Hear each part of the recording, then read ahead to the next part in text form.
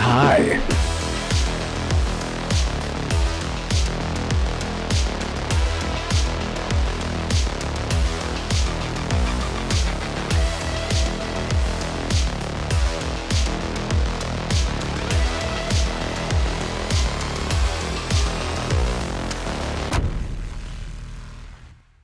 Oh, well, that was premature. Oh, there we go. Wonderful. Welcome, everybody, to the Renegade Realm Podcast, episode 129, if you can believe that. If you're new here and you're wondering who the hell I am and who these guys are, it's a weekly podcast. We go live every single Tuesday, 6 p.m. Eastern Standard Time. We talk about everything. Gaming, food, feet, whatever you want. That's fine. You tell us what you want to talk about. Let's talk about feet first.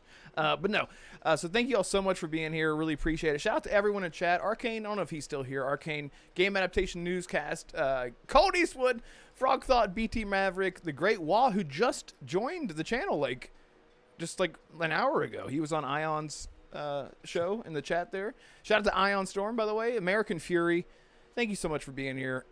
K-Rock, I hope I'm saying that correctly. Who else is here? Guys, say hello. Say hello in the chat. I think I got everyone. And shout out to all the channel members. Really, really appreciate you guys. And those channel members would be, whenever I bring it up here and cover up the entire screen, perfect. Cody Eastwood, Hargeet Johnny, Game Seeker, Highlander Grim, Biff Rinaldi, American Fury, and FarQ. Thank you so much. Thank you guys so much. Appreciate you. Appreciate you. And today we have a really special guest. We have DeMarco, and we also have Mag for the first time. Yes, sir. On the Renegade Realm podcast. And as I always say, got your ass. Right on the podcast. Got your ass. I love Mag, that. Yeah. Dude, tell everybody who doesn't, cause there might be some people who don't know who you are. Tell people who you are and also what you've been playing. Oh, well, first of all, there's a couple strangers in the chat. I've never heard of these guys before. Colt Eastwood and Hargi Chani, two scumbags extraordinaire because, you know what, whenever Magcast goes live, they're not there at the beginning. I've got all the maggots lined up. They're all there, and they're all waiting for the show to start. But I don't see Colt Eastwood and Hargi. But you know what? That could possibly change tonight. But we're going to find out later. Anyways, it's an absolute pleasure to be here. And yes, Colt, I see what you said about the lighting. So I told you earlier today, I messaged Colt, and I'm like, dude, when I did an update for my PC, it turned my camera settings to default and set my brightness to 0. So I had the studio lights doing its thing or whatever, and I'm like, what is wrong? Why is it so dark? And then I'm like, wait a minute. And then I went into settings, fixed that, and now we're back to normal. So there it is, ladies and gentlemen. Yeah, Maverick, where's Pony Mag? He's right here, buddy, and he's going to gallop all over your ass tonight. Let me tell you something. Maverick was on my ass last night, and you better be a Magcast tonight because the maggots are going to eat you alive later. I'll tell you that right now. Anyways. Right. What have I been playing? First of all, I'm a fraud. I'll tell you that right now. I've been playing a ton of Black Ops 7 with my son and my wife. They're addicted beyond words. And you know what the thing is? I rated it pretty badly, okay? I gave it a 5.4 out of 10 on my channel. And I tell you this. The gameplay loop, no matter what, like if the story was not good, the campaign wasn't good, it's still fun to play with friends and people in the community. And that is what it came down to. So not last Friday, but the Friday before on Friday Night Live, I usually invite the channel members to come in and let's do this. Let's play something together, unless I'm playing a single player game. So I'm like, let's do Black Ops 7. And I had 6 or 7 of the maggots in there. And we just had a blast. And it was not really about the game. It wasn't even about the content. It was about just being together. And I noticed that, like I said, with my son and my wife, we played Endgame. Level 60, by the way, combat rating of 60 on all 3 of us. So we're at the highest level. And then we also even got all the way to the zombies Easter egg to the final boss. We died horribly, but it is what it is. Now we play. I've been playing a lot of that. I've also been playing Avatar From the Ashes expansion that came out. Yes. It is. Let me tell you something. Thank you. And for anybody who hasn't played it yet, let me tell you something. Avatar is an criminally underrated game, very much like Star Wars Outlaws. And the thing is, okay, fine. People bitched about Star Wars Outlaws. Okay, the first 72 hours sucked. After that, when they fixed the game was magnificent. Same with Avatar. Avatar is a great game, gorgeous. And now that they put that third person in there, it is a brand new game. It feels like it looks so good. It's so good, and the From the Ashes expansion is stellar. It's heavy. It's really combat focused, this one. So it's a combination for me. It's a combination of like Horizon Forbidden West and Gears of War. So like that third person like shooter vibe of like Gears of War, and then mix it up with the open world sort of vibe and feel, and even the aesthetics of like a Horizon Forbidden West. So it's a little pony, it's a little Xbot, and it's smashed together into one game, and it's fantastic. So that's You what play I've as a different character, right? You don't play as the one in the original campaign. Correct. Now the thing is, you can carry your character over in terms of all the like all your stats and stuff like that. So you can bring that over, except it's like some big gigantic, well, they're all big and gigantic and blue. But I mean, he's like some dude. Bigger and giganticer. Yeah. Blue. He's called like the dog tag collector or something like that, because like when he kills people, he rips off their dog tags and he collects them and put them like kind of like a, oh, that's cool. when they used to like, scalp dudes or whatever, and they keep the scalps on them, like to show like the warriors. So same thing. So everyone that you kill, he slits their throats and then pulls. It's pretty hardcore. He slits their throats and pulls the dog tags and throws it on them. So he's got all these dog tags sort of dangling off of him, and it's pretty cool. Can you customize your character at all? You could customize like your outfits and stuff like that and everything else. But this DLC, like that kind of stuff. Even like, shin guards and whatever, like your standard like RPG kind of vibe, right? However, because this DLC is very character specific, you can't change the character. So you're playing as this guy no matter what, and that's all there is to it.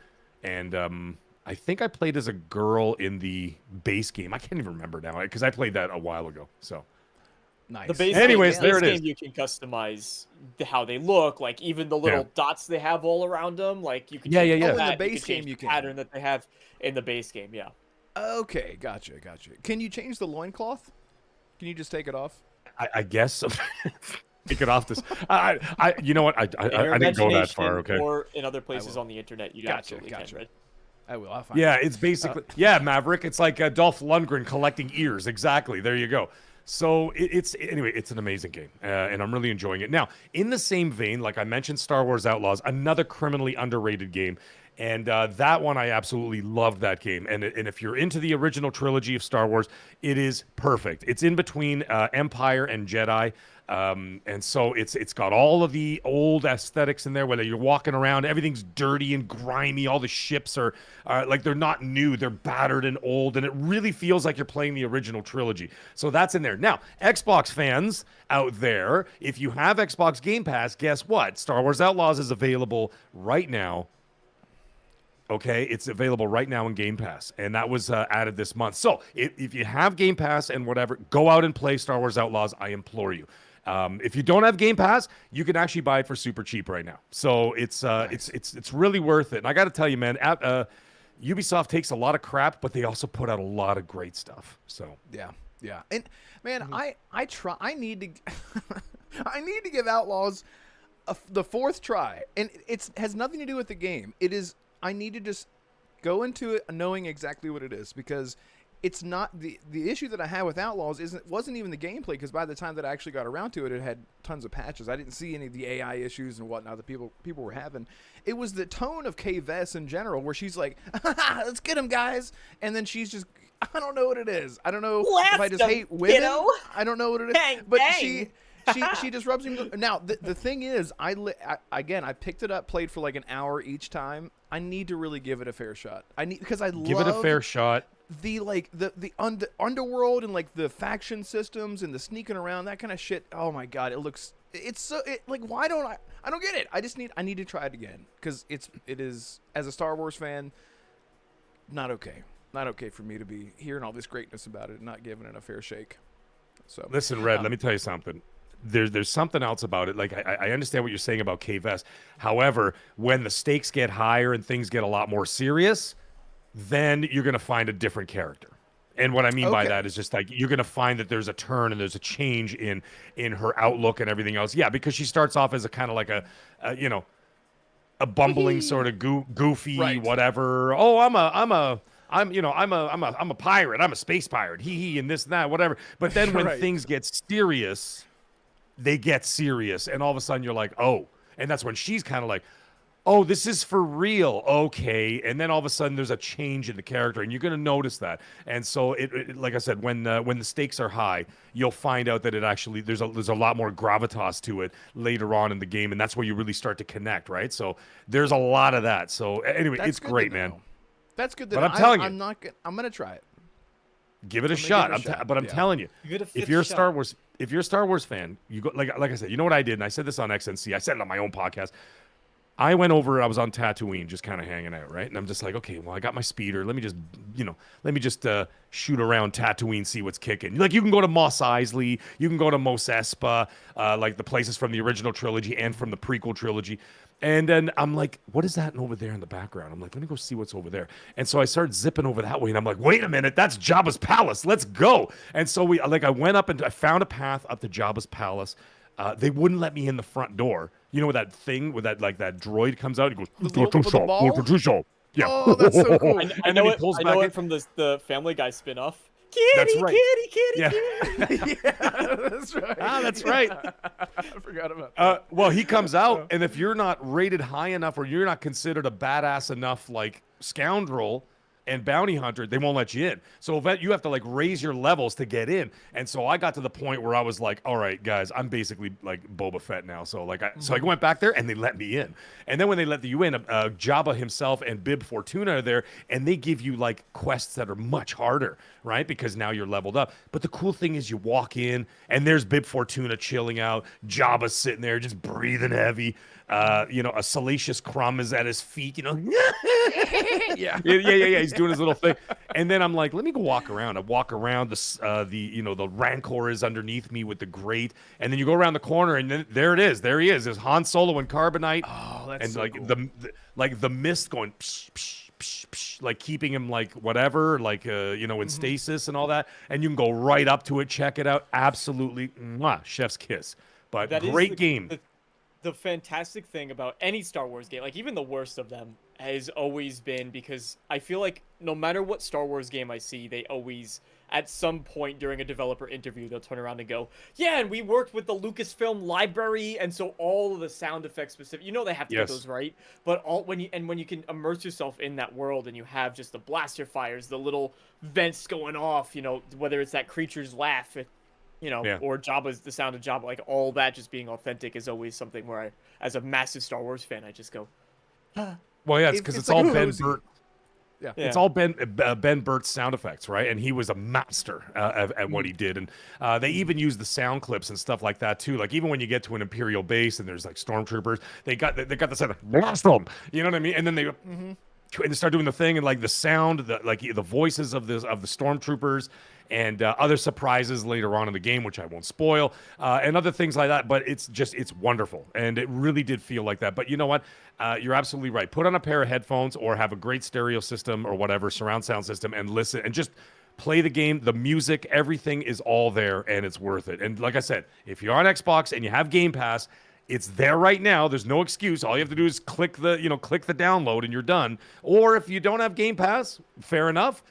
Just buy it. It's super cheap right now too, and it's worth it. I'm telling you. So, anyways, that's what I've been playing. Long story, even longer. Fantastic. And by the way, DeMarco and Mags, I updated everyone's links because it didn't Anyway, everyone's links are in the description below, and they're real now. So please go check out Mag, go check out DeMarco, and follow everybody on their respective things. By the way, my beanie is going to be slowly trying to escape my head as the show goes on, and I found this trick. And for if you guys are watching, I found a trick. Because as Mag will tell you, when you freshly shave your head, nothing is staying on your head. It will just slide away. The wind will blow. Yep. There's nothing you can do because there's no hair to. It's like, and then the very next day it's like Velcro. Then it won't move and you can't adjust it. So this is what I've done. I'm doing this just for you, chat. I came up with this. I took a piece of toilet paper and I stuck it on the inside. That's great. Of my beanie, and it works. So life hack for everyone. Put toilet paper on your head. There you go. I'm shaving tomorrow, so I mean, I know it looks clean shaven, but it's not. There's like stubble going around and whatever, and I can't have it. So tomorrow's the shaving day. But you're right. If it's cold and I try to put like a winter toque on or something, it just slides right off because there's nothing to grip. Right? It's just like trying to put like a winter toque on a bowling ball, and it just keeps sliding off. So there you go. Arcane, really? Look at him in the chat. Arcane, so you really are a shithead. Exactly. God, now I look like a Saints Row character with this going on here. There you go. Anyway, so DeMarco, what have you been doing while I adjust my head? A little of this, a little. I've actually really wanted to go back into, because I just saw the third Avatar film, which I thought was the worst of all of them. I'm an Avatar fan. I like the movies. 3 was but I did want to go back into the game. Because I like the game. Oh, let me just do that thing real quick, Colt. Hold on. Why don't you go ahead and do that thing? No. Shave your head real Said quick. we should all just be. He wants you to rename it to the Shaved Head Podcast. There we go. Perfect. So, I've been wanting to, but I haven't yet. I jumped into the main thing that I tried out. I've been bouncing around between a lot of games. I've been playing Skyrim. I tried Fallout 76. Ah, yes. Again, and I have like a level 6 character. And it's actually a very relaxing game. It is a very zen game, I have to say. The developers did a very good job with it. It's still not for everybody, and I know it's not for everybody. Even there's still things that I look at where I'm playing, and I'm like, you know what? This is nice because I'm getting a new Fallout experience. And it doesn't have the voice protagonist, which I did not like in Fallout 4. It has the same similar combat, but it has actually better animations, I think, for the characters. I think it was improved for 76. The draw distances are better. It's cool to see like distant weather. You could see that there's storm clouds off in the distance versus where you are and it's bright and sunny. And I like that a lot too because I'm hoping with Elder Scrolls 6 we'll be able to see distant weather. So if you go all the way out, like if you're traveling across Skyrim and you're going from what would it be, the Rift over to Hjalmarch, Winterhold area, that you could see that there's a snowstorm going on. When you're looking across the distance, right? That would be awesome. There's still things that bug me, like when you shoot an enemy and then they're like just some weird little visual bugs with the enemies getting stuck, like a feral ghoul is trying to get up, but you just see them, they're sitting on the ground like this, and then they're just kind of sliding like that across the ground for a bit, and they're just like, nee, and then they turn, they're like, nee, coming after you, and it looks absolutely ridiculous, but... Love that classic, but there you go. Yeah. And then I tried, and this is going to be my hot take for the day, is that I tried Arc Raiders, and it is the most overrated game of 2025. Now, I will acknowledge one thing, which is I played it for under 3 hours because I wanted to make sure I could get the refund if I didn't enjoy it, and I was able to on Steam. But it is the most overrated game of 2025. And I will die on this hill. Is it fun? Sure. Fine. It's okay. Are there things that are great about it? Absolutely. The shooting is very satisfying, I have to say. Like the third person shooting is great. The sound design is phenomenal. But I think it's average. At best. I refunded it.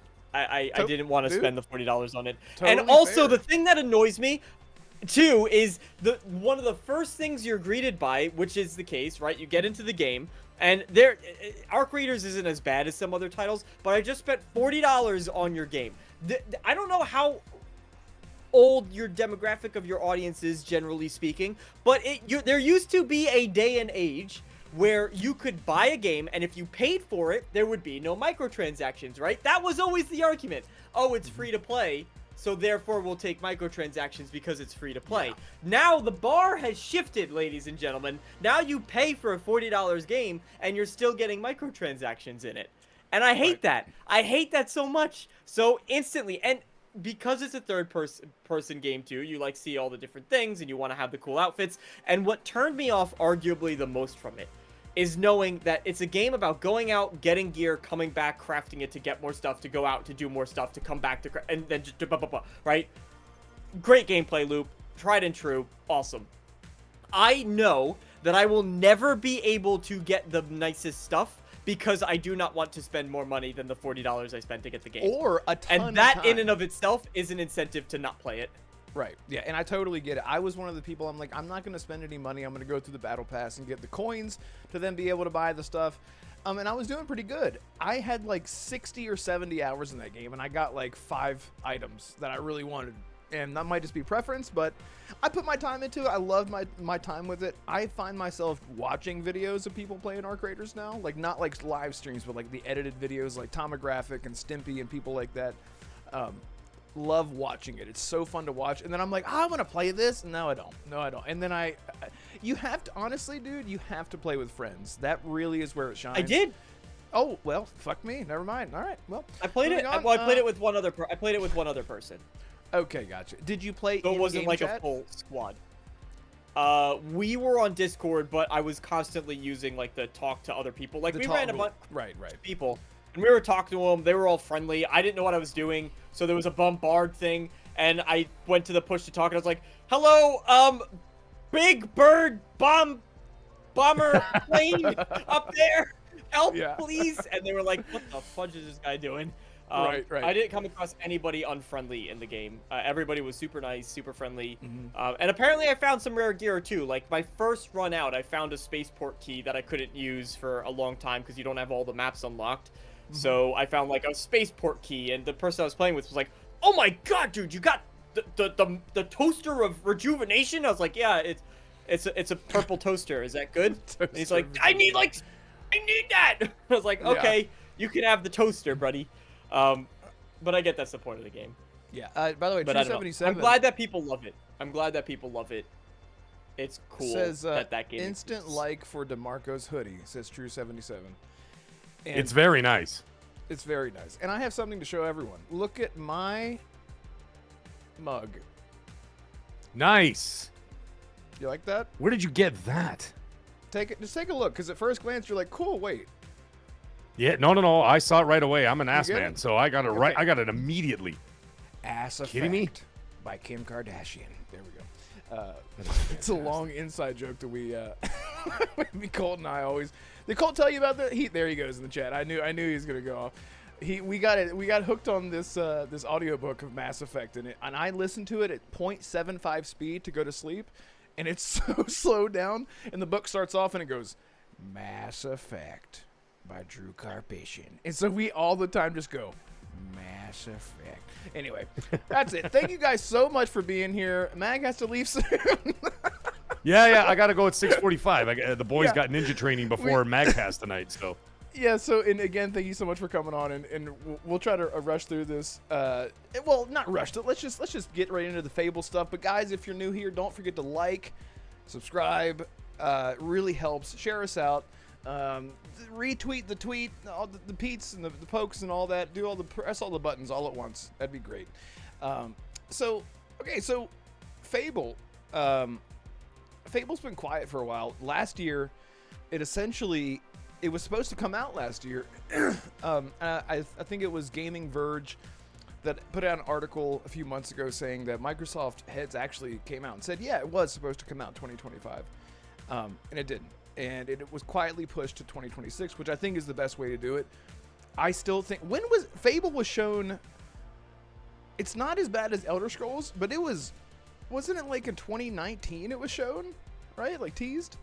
It with a little fairy flying around? The first time it was talked about was at E3, when Phil Spencer went on stage and he taught when they acquired. Remember that E3 in 2018 when they acquired like all those studios in one shot? It was Ninja Theory, Playground. They also got 2021. no. This was yeah. But when he said they're currently working, this is on 2018 when he was talking about Playground. And in 2018, he said, and we've acquired Playground Studios. Everybody went crazy. And then he said, they're also putting their open world expertise in a new project. More on that soon. Oh, and it was Fable. I never caught that. Okay. I remember because I watched that like 100 times because that was like one of the big shining moments of last gen was when he came out on stage and there was all those acquisitions, right? And it was during that Xbox whatever press little show, and he said that word for word. Then in 2018, he says now they're putting their open world expertise on a new project. More on that soon. I'm just checking my watch. It's 7 years. 7 years. 7 years is soon. Right, Phil exactly. Spencer, it's almost 8 years. I'm like, I wanted to call him and be like, listen, Phil, what's your version of soon, bro? Because you said more on that soon. It's 8 years, 7.5 years. What's going on there? Anyways, all joking aside, I'm just like, holy cow, man. But they were in the concept stage for many years, and then it was actually talked about in 2020, as Colt Eastwood has kindly put in the chat. So yes, there is that, but it was wild. It's been a long time coming. But the funny thing is, when he said that in 2018, everybody knew it was Fable because the rumors were already there beforehand that they were going to be resurrecting Fable. So that was something that's been in talks for literally almost a decade at this point. So the fact that it's now coming to fruition is quite exciting, and at the same time, boy, is that ever getting that George Lucas effect. They're putting there's so much pressure on it now because it's taken so long that the fear is that will it meet your expectations? I believe it will because Playground is an outstanding studio. But you know what I'm saying? Like people think it's going to be like the second coming of Christ. Like he's going to come down in a chariot, with like metal playing and like fire shooting out the back. And I'm like, yeah, and like Ozzy and Rob Halford on the back with like the devil horns. I'm like, guys, it's Right. like let's just calm down. It's going to be a video game. But I think it's going to be spectacular. I think it's going to be a spectacular game. So- I'm super looking forward to it. Yeah. My question for you, Mag, is what? Okay, it's so funny. As I was putting together notes today, I was listening to you and Colt talk about this, and Colt literally said the thing that is on everyone's mind. I'll just speak for everyone, like wholeheartedly. They are going to be showing, for anyone who is living under a rock, for people who are new here who actually didn't know, that there is going to be a deep dive for Fable on the 22nd of January at the Developer Direct. I'm so excited for it. And Colt literally said what I was thinking, or you guys sort of agreed on this, that since they're doing a deep dive, my take is that my like safe take is that they're farther along. They're in a comfortable space now where they can show the game and they can have a vertical slice showing features of the game. And what you guys were talking about is that could potentially mean that Fable is releasing this year, because after you tease, and here's what you can do, and here's character creator. No, you can customize your character. You can do this. You can join factions. You can customize your weapons. You can level up. Blah blah blah. And then it's not coming until 2027. I can't imagine that. I can't imagine that. You think it's coming this year? Yeah, now that was the thing that was tipped me off, and that's when I started making my videos. And I said, hey, you know what? Looks like by all metrics from what I see here, it looks like it's going to drop in 26. And I had actually bet the farm saying it wouldn't come in 2026. And I'm like, there's no way. First of all, I'm thinking to myself, there's no room because Xbox and never mind Xbox third party and Sony throughout the year have games peppered all over the place. And I'm like, this is a hell of a year. You know what I mean? Like I don't have to list all the incredible games that are coming out starting next month and going all the way into November of this year. And I'm like, where the hell are they going to put it? Right? And then of course Xbox themselves have Modern Warfare 4. They got Gears of War. They've got Forza. You can consider GTA 6 for both companies, although leaning more towards Sony because they have the sheer numbers. But you got to look at that as like that's going to be a huge seller on Xbox and PlayStation, right? So that is considered in its own way a release of sorts. So that's a big title. So you got all these titles in there, and then on top of that, you've got Wolverine out there. You've got Tomb Raider coming out. You've got Assassin's Creed Black Flag coming out.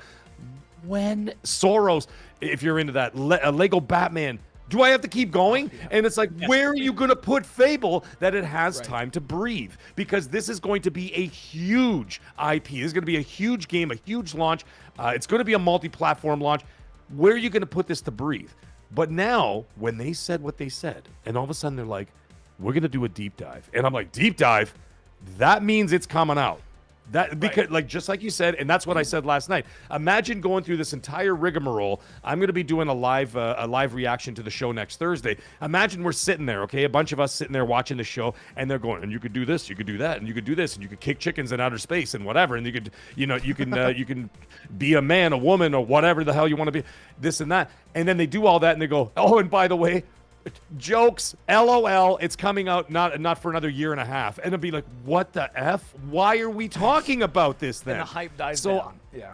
Right. The hype would not die down. They would be ridiculed for weeks. Yeah. So at that point, I think that if they're doing this, they have the confidence that it is coming out. We may, and this is just a guess, if they're doing a deep dive in this manner, then I think we're getting a release date. Right. At the show. And something that always people. So this is a random example. Whenever you take a game like GTA 6, right? Everyone's moving out of the way. Even if it was like a Saints Row reboot that's actually good, even if it's in the same genre, people are still moving out of the way for GTA 6. Elder Scrolls 6 and Fable are two RPG fantasy games, right? They cannot release side by side. They would cannibalize each other, right? Because you not only do you have two fan bases, but you have people that are fans of a specific genre in that medieval fantasy RPG. That's why I say this year is Fable's year. Elder Scrolls 6, I'm sorry to Marco, I don't think it's coming. Well, you probably agree with me. But no offense, brother. All of my videos have been saying I'm actually on team 2028 for that game now. Okay. There's no way Elder Scrolls is coming out. They're not talking about it. There's no chance. But here's the thing, though. I want to push back on something, Red Wolf. And I talked to Colt and I kind of had a little back and forth in this. I think there's a little give and take when it comes to I know that there's a lot of talk out there when it's like, well, you don't want to have two genres too close together, which makes sense because it's the same, generally the same fan base. If you're an RPG fan, you tend to lean towards those games or whatever. However, when it comes to pop culture icon IPs that are coming out in the fall, 3 of them, it doesn't matter what kind of game you have. Those games will demand attention. And as a result of that, consumers only have 2 things. They only have a certain amount of time and a certain amount of money. And so when you're looking at, for example, Wolverine is a global figure. It's something that everybody knows. It's not the biggest Marvel character. Spider-Man always will be. But Wolverine's up there. He just came off of a $2 billion movie. They've got Avengers Doomsday coming out in December. The Marvel hype is going to be riding high. Right? And so it's all there. And Insomniac is Insomniac. They do what they do. So that's one pop culture icon game right there that people will go, if you have a PS5. And then they're going to be looking at that going, well, let me get Wolverine first, and then maybe I'll get this on a sale later on or whatever if you release the same week. Then all of a sudden you got Microsoft coming right back in October. I would guess October. Look forward in early to mid-October for Modern Warfare 4. Modern Warfare 4 is another pop culture icon IP that everybody knows and will kind of move out of the way for as well. So if you try to release anything within 3 weeks before or after Call of Duty, a lot of people be like, well, especially the casual market, which makes up the majority of the gaming market, and they're the ones who shoulder this industry, not us, unfortunately. But that's just the way it is because they have the numbers. They're going to look at that and go, well, I mean, Call of Duty's Call of Duty. I don't want to miss out on day one because all my buddies will be there, and all my, Johnny Sixpack and his buddies are gonna be playing their garage and this and that. They're not really hardcore gamers, and they do that, and so they will prioritize that. And then let's not talk about GTA 6. So when I'm talking about all those things, where the hell do you put it? And then on top of that, you've got sprinkling salt from above. You've got Gears of War E-Days floating around somewhere. Where are you gonna drop that? Right. And then where are you gonna drop Fable? Colt said it, and I believe it was Colt. I mean, there's only 2 of us on the show, so it was either me or Colt. But I think Colt said he goes, the more prudent idea would be to release it earlier in the year. And I think that is absolutely the thing you do. I think that June, somewhere around the summer showcase, you drop that game, because from June to August, there's nothing. Right. There's a huge dump of games coming from now till May. What about sooner? 007 and Legacy of the Dark Knight are May. Soros is April. March, you've got Crimson Desert and a couple of other games in there. You've got Resident Evil Requiem, Game of the Year right here. And that's in February, the end of February. So I think the best... and Forza Horizon 6 dropping somewhere around May. So you're looking at that. I think that June, around the showcase, do a big hoopla about it, put up booths, do a whole thing, advertise the hell out of it, throw a bone to Keeley. You know what I mean? Get it out there, and I say you drop it in June, and you've got a solid 2 months to yourself before the shit hits the fan in the fall. I think that's your best option if you're releasing it. Other than that, I'm not saying it's going to do bad, but you're going to be going up against some serious competition, including competing with themselves. Right. Because 3 of those 4 IP that I just mentioned, 3 out of the 5 IP that I mentioned are owned by Microsoft. Right. So you don't want to cannibalize your own game. And dude, we've seen this happen. Like, I think the most famous scenario of this was EA with Titanfall and Battlefield, which was like, people love both IPs, and it's like, no, there's a huge audience that loves both of them, and you just effed yourself right in the A, sir. Right. Sir EA. That kind of stuff. Sorry, DeMarco, real quick, you have 4 minutes before 3 minutes before Magus to go. You said sooner? What about sooner? I mean, honestly, I wouldn't expect it, but I would love to see they show it off this January Direct, and by the way, it'll be available in February. Yeah, that would be a little tight. It would. That would be tight. But they have been like talking. Well, I say they, Todd Howard. The industry is seeing that shadow drops can work if the hype is there, especially with legacy IPs. So. And I think what they're seeing too is that this way, Fable's already had arguably a longer marketing cycle, right? If you want to count that the first trailer was in 2020 or 2021. I think they've said 2020 before. So you have 5 years that this game has been known about to some capacity. So say, all right, we'll put it out in a month. We have this, we have 1 month of marketing. We're going to slam it all, right, to get out for our promotional stuff. We don't need to do too much because most people know about it. We really just need to get to that casual audience you're talking about. And then the game's out for everybody to play, which is the same footsteps that we've seen, albeit a tighter window. But what Bethesda typically does. And we know that Bethesda, I am a massive fan of Bethesda's strategy. Announce the game, have it a couple months later. My expectation is Q1 of this year. That's my expectation. But sorry, I'm laughing at this. I'm laughing at this. Mag, do you want to read that? This happened last night. This is why I couldn't stop laughing. Okay, Game Seeker drops a $2 super chat. Thank you so much, Game Seeker. And he says, Mag, will Mark Carney deliver the PS6 by 2026? Okay, so here's the joke. So last night, there was a super chat that says, Mag, is Mark Cerny going to be blocking Twitter in Canada or whatever? And I'm reading it, and I'm going, what the hell does Mark Cerny got to do with the Canada? I'm like, what are you talking about? I'm like, the guy who makes PlayStations? And then I'm just doing it, and I started doing the Mark Cerny voice. What he meant was Mark Carney, the Prime Minister of Canada, Commie Carney as we call him. And so, so like he meant to say Mark Carney, he didn't, but he said Mark Cerny. So of course, Colt Eastwood and I went on for 5 minutes going, we were just like, as soon as I'm done with the SSD here on the PS6, we're going to go ahead and ban Twitter from Canada. That's right. We're just going to close it up right there. Well, when you watch Mark Cerny doing those things, he's like, oh, Mark Cerny. Yeah. And it was just like, so we're just making jokes about that. We're just like, and I'm just like, is Mark Cerny running Canada now? I would probably prefer that. I prefer it. Every household's going to get a PS6 in the mail as long as you pay your taxes. Yeah, so anyways, that's where the joke started. So like there was a little confusion there, but it was so funny. Yeah. Well, look, Mag, I want to respect your time and just no, it's all good. I'm good for a couple more minutes. You can, okay. But to your point, DeMarco, to be completely honest, I'm expecting Q1 of this year. So that's ballsy, man. Yeah, that's ballsy. my So you expectation. think like they're gonna go with the classic Fallout 4 reveal, like here it is and it's out in 3 months? Yes. Yeah. I mean, dude. Well, the thing is, like, I don't, say I that. don't disagree let with you. me Yeah. preface that with I have not been following this game's development closely, so that is just me spitballing as a fan who's like, hey, I want to play this. Okay, I have not been following the game's development. I don't know like what state. I've watched the trailers. I've looked at them. I've enjoyed them. I've watched some interviews. That's it. It's very top level.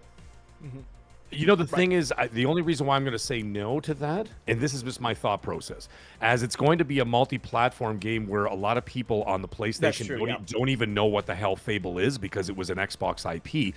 They're going to have to introduce this world to these people. So slowly but surely, week after week, they'll release a thing saying, Fable started back here and was this. And then we went from this to this. It's a fantasy world that does this, that, and the other. And Do then, they need like, to do that if it's a reboot?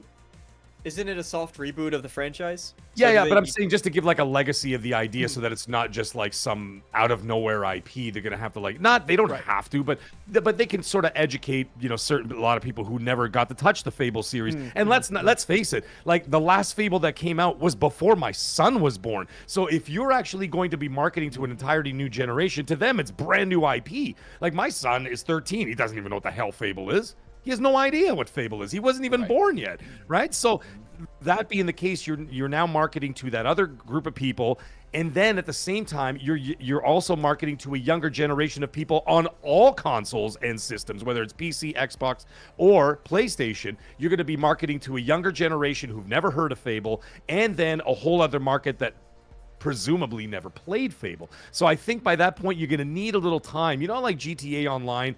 Remember when they first announced it, like back in 2011, and then every month they did like a little developer thing, 5-minute videos on YouTube showing you what you're doing, what you're supposed to be doing, what it's there for, and all that stuff. And I think they will build and build and build and build it up. I think if they release it too soon, it might be a little bit too short of a period of time to be, you know what I mean? So I don't know. I'm still calling June. I think June would be the best, my personal best option. And then you give that 5-month window before the entire gaming industry collapses with GTA 6, because and like you said, given that it's a new IP for a different platform, it will still get legs. You'll have people reviewing it, and then like 2 months later, people are like, okay, all right, I'll pick it up. It's an Xbox IP that I never cared about, and now it's on my platform. Maybe I should care about it now. If it's a great game and it scores well, it doesn't matter where it's from or who made it or whatever else. It's going to be, this is hot, I need this. Yeah, and that's all there is to it. It's got to have the buzz. It's got to stick the landing at the end of the day. Right. And so that has always been what I was been saying. We've been saying on XNC. I've been saying on my show as well. Is that at the end of the day, it's no longer about whatever console war nonsense that people talk about and all this other shit. It's all nonsense, and it's just noise. But what's important now for Microsoft is that now that they're going third party with everything, now they have to focus on the quality, because the quality is now what's going to sell. And we saw that with Forza Horizon 5 being a high quality game, sold 5 million copies, a 4-year-old racing game, sold 5 million copies because it was quality. If it's half-assed or if it's not great or if it's mediocre, the people are not going to buy it. That's just the reality, right? So that's just the reality. So they have to focus on the quality. So if Fable sticks the landing, it's going to be a monster IP. But I still hold true that I think that outside of Call of Duty, I think that for Microsoft, their biggest success for this year is going to be Forza Horizon 6 across the board. I think that's going to be, outside of Call of Duty, their biggest selling game. Yeah. But gentlemen, I do have to go. I have to take the boy to ninja training. He has to learn how to kill. So I should go. There we go. Gave you the old. I should go. Thank you so much for coming on, man. I really, really appreciate you giving your time. Oh, and, man, dude, it was anytime great. that you have a day where your son is a full-fledged black belt, purple sorted ninja, you can come on for a full show. That'd be great. You're welcome anytime. It'd be great. Thank you. Great to have you on. Yeah. It'd be awesome. Go subscribe to Mag's channel. It's in the description below. His Twitter is down below. Go stick and flick and touch and poke and do all the things. Like do all of that stuff. I love that stuff. He loves that let's stuff. do that. And go check out his show later on tonight, because he is going live as well tonight. I'm going live after ninja training, so it's going to be a whole lot going on. But yeah, thank you gentlemen, so much, it was a pleasure. I will catch the replay tomorrow morning. So you guys have a good one. You too. Take care. All right. See you guys. See ya. All right, we'll switch over here, and I am not Colt Eastwood, and you are not Red Wolf. Let us change who we are. Do you want to be? I don't know. I can't live up. That's too much. That's too much. It's too much. Pressure. It is too much. It is too much. You're letting me Under press a button. pressure. Dun, dun, dun, dun, dun. Under pressure. Let me pull this. I will say Go ahead. the only thing, so my only rebuttal to I think Mag raises excellent points. I will say the only couple things is it's not guaranteed on PS5 at least yet. I don't know how, I've seen those rumors. I don't know how prepared those, like how strong those rumors are, right? Is it just sort of a whisper, or is it a shout in terms of we know that that's happening?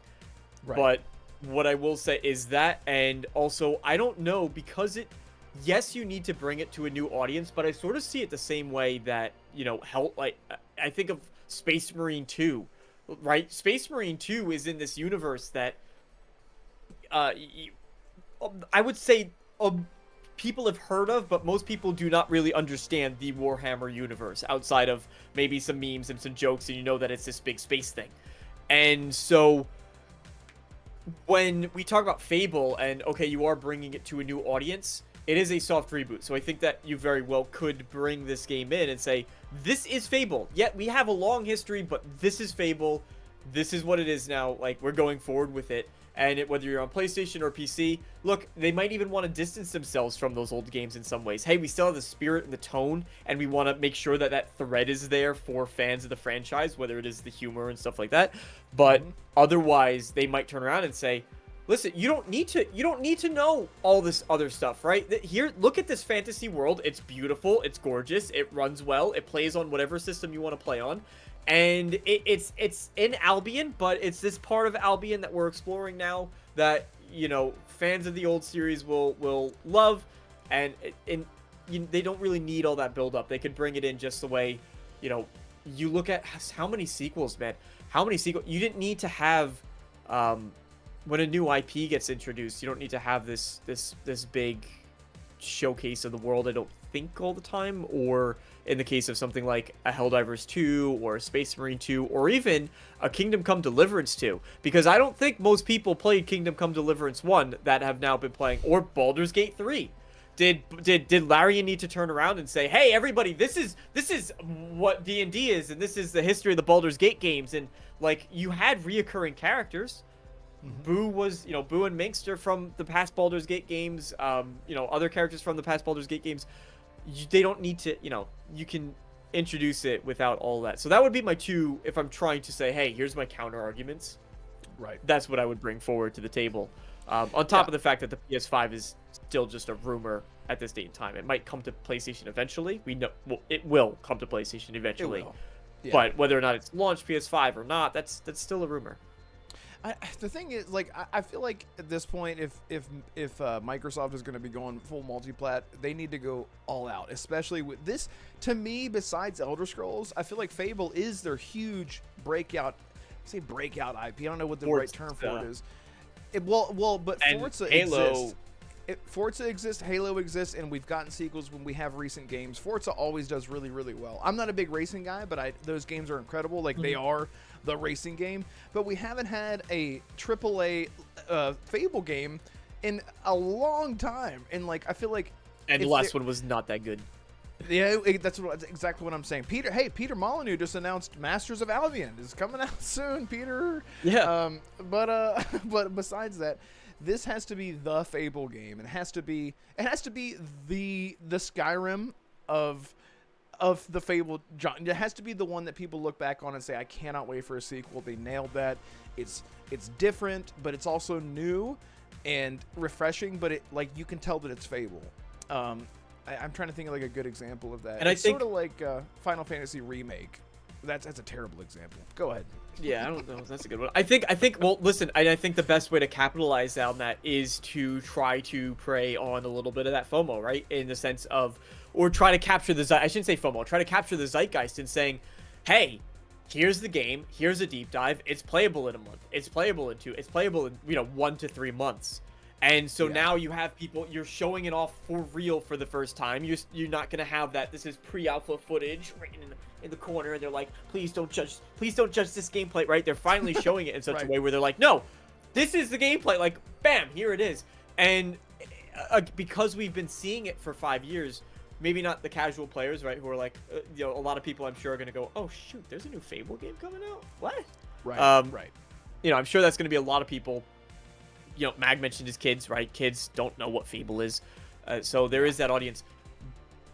But in order to capture it, you say, hey, listen, we have this awesome game. It's at a big showcase with the Developer Direct. It's the main focus of said Developer Direct. And it's playable in 3 months. I can't think of a better strategy. It's worked for Bethesda every time in the past. It has. And I will say, waiting till June when it's a dry season for games is also a great strategy too.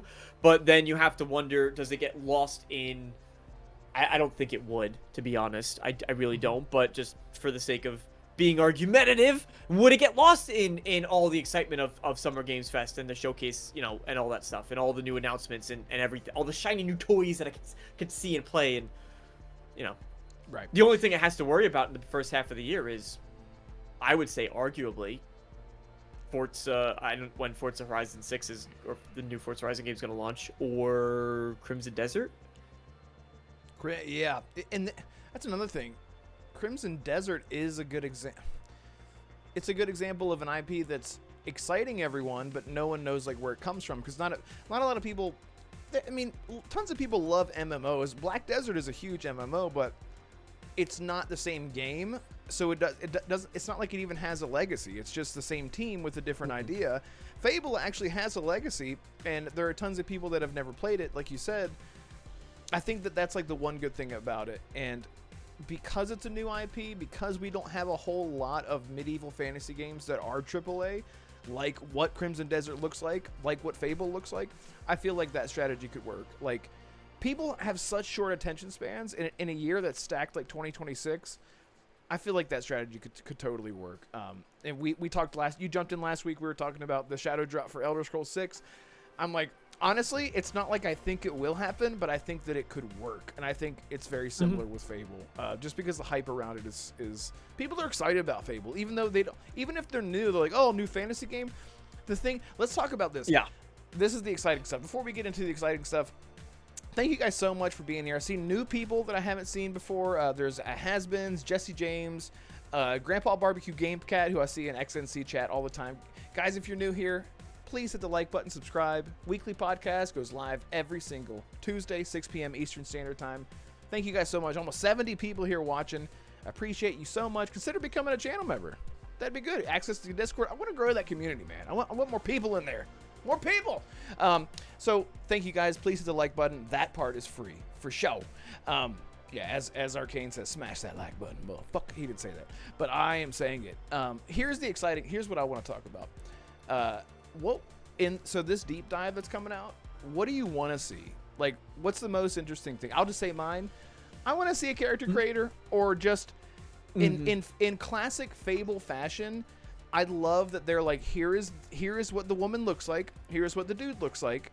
You can't do too much as far as facial features and whatnot, but you can change hairstyle and all that kind of stuff, right? Because they are a preset character. That is how Fable has always been. And I would be totally fine with that, but at least show that. So that's my big thing. But what do you want to see in the deep dive? I think they need to. They got a lot of flack for the current character model. I think undeservedly so. I'm not trying to preach, but I think, listen, it's a character, and you can customize them to some extent at least. So that I think they need to do. But my big thing really is going to be I want to see the stuff you can do outside of just fighting and quests. Because one of the things I really liked about, for example, Fable 2 was becoming an evil landlord and buying all the properties and then jacking up all the rents. And, that's something that you just don't get in a lot of games. That's a unique part of Fable. I don't remember. I didn't play too much of Fable 3. I teetered out very quickly from Fable 3. But that was a fond memory of Fable 2. And so I want to see those types of activities you can do, especially because that's what helps separate it from so many other games, right? That's what helps distinguish it from your Elder Scrolls, from your Crimson Deserts, from your what other massive, from your Dragon Ages and all these other titles that come out. or just Right. other open world games, right? From something like Red Dead. I know that they don't seem like they're in the same bucket, but when you take a look at open world games, being able to do some of those micro like management stuff in Fable is pretty unique and pretty fun. So that I want to see. You know what I'm curious about too? I want to see, like you said, the combat looks really great because if you remember, whenever they showed the combat, everyone's like, "Oh, all these cutscenes," and they're like, "That's a compliment. That was not That's the cutscenes. gameplay. That was gameplay." And I was That's like, the game. "That's really dope." 'Cause a lot of great camera work that makes it feel very cinematic. So I can't wait to see that in free flow. I'm really excited to see that, but I want to see what does dialogue look like now, because we see our character talking and interacting like with some of the cutscenes that we saw. Are we gonna have just the traditional like? Is it gonna be like press A for good response or press B for bad response and press Y for whatever? And it doesn't tell you what it says. Y is inquisitive, B Yes. is mean, A is neutral, X is positive. or like Dragon Age 2 did the. It was like you were playing 3 different characters in Dragon Age 2, right? Where you had the Joker laughy face, and then you had like the mean, and then you had like the heroic, and it's like whenever you were bad, you'd be like, I don't have time for this at all, and then you would go bad and be like, listen, we need to be. And then you make a joke and like, well, I don't have time for this at all. And you're like, it's like the voice actor, God rest his soul, and I hope he's alive. God bless his soul.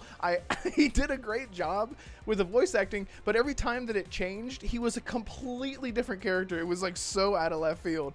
It's like Shepard in Mass Effect, where he's like, we got to get out of here, everyone. And then he's like, you big stupid jellyfish. And I'm like, You big stinking jellyfish.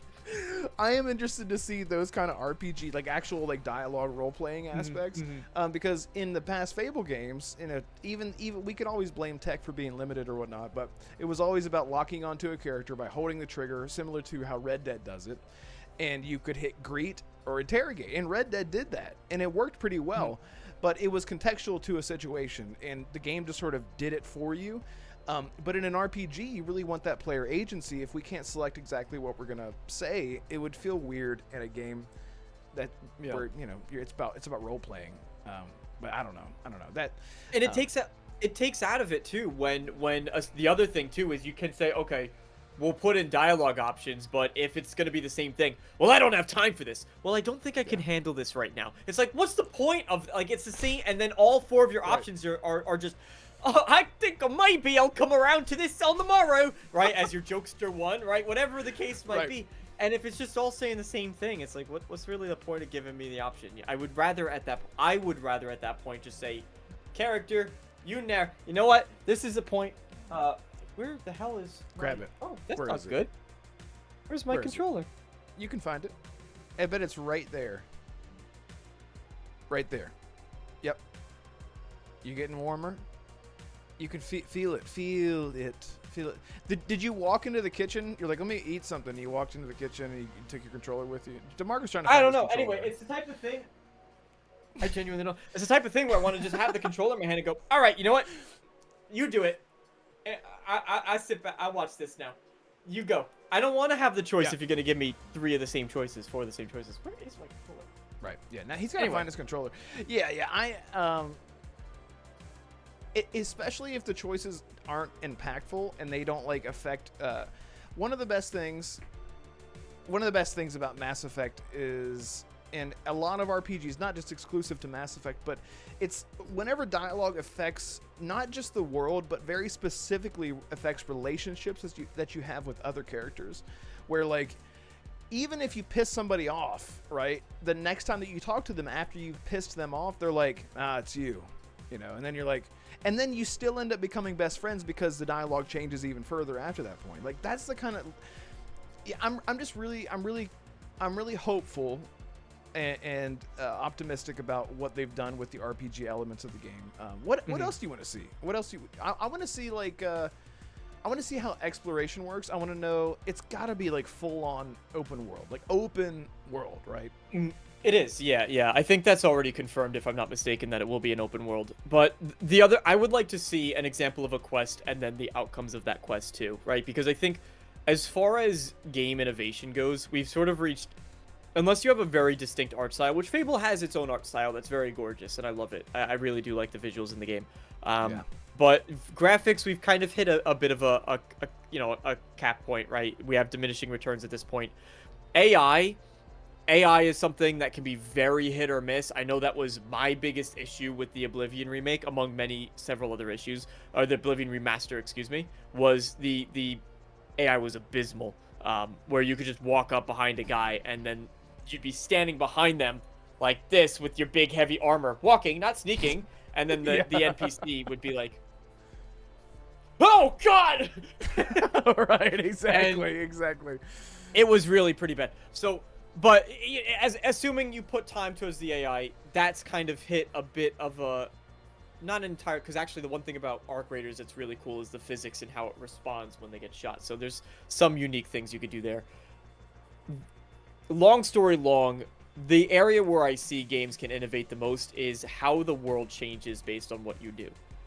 And not just this character is alive or dead, not just this this follower or companion won't romance you anymore, or they leave your crew, right? I want to see this entire district, that city that we've gotten in the back of the trailers that's there. I want to see, hey, this entire part is just it is a vista. They've cordoned it off and sanctioned it off from the plague because of something you did, just completely wrought havoc over there, that we need to sanction that part and completely block them, right? That's the type of stuff that would really impress me. Will it be there? I don't know, but that's what would really impress me. And if there's some level, maybe not to that extreme, but if there is a level of that choice and consequence in the questing, I would like to see that. Similar to what the Outer Worlds did, actually. Outer Worlds 2 did a very good job when they were showcasing the gameplay, and they kind of did a deep dive on it, where they said,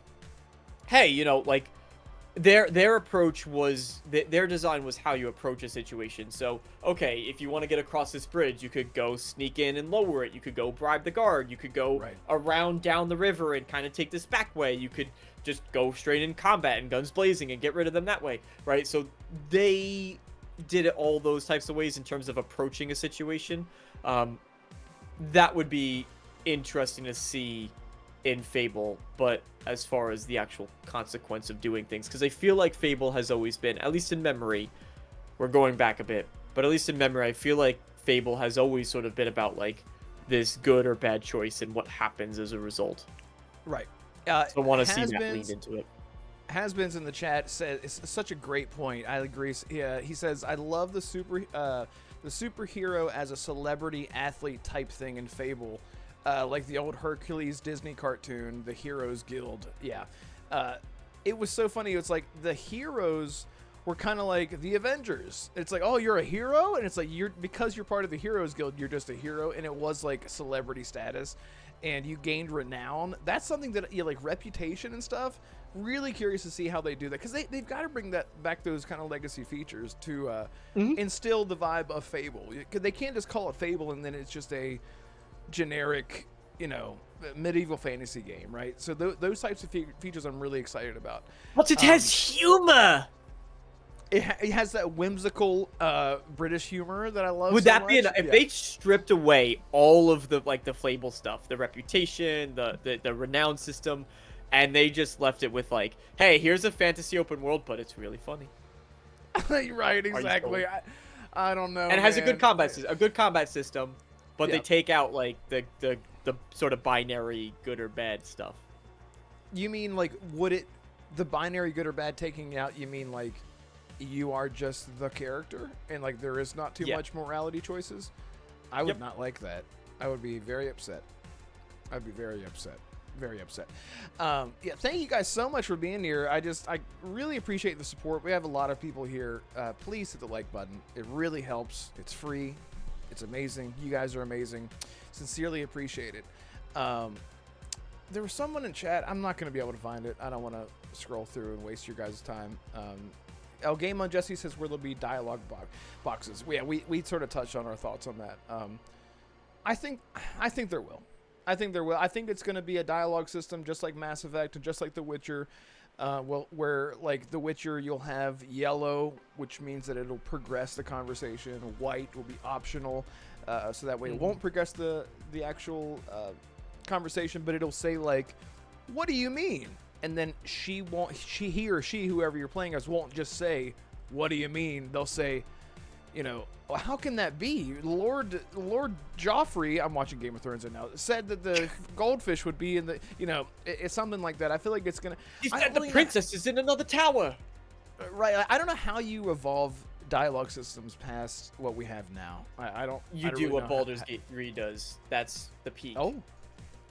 Go ahead. Baldur's Gate 3, I think, is sort of the peak of dialogue systems in a lot of ways, in the sense of, if you or even Kingdom Come Deliverance 2, which is done really well. I mean, Kingdom Come Deliverance 2 and 1 is very interesting because things like your appearance and the clothes you wear matter in dialogue. So we've talked about this before, but if you're trying to intimidate someone and you go up wearing tattered clothes and you're like, you better, you're going to a guard and you're like, you better give me a copper for kicking my cat yesterday. They're going to be like, get the hell out of here. Like, who are you? Who the hell are you? But if you go, right.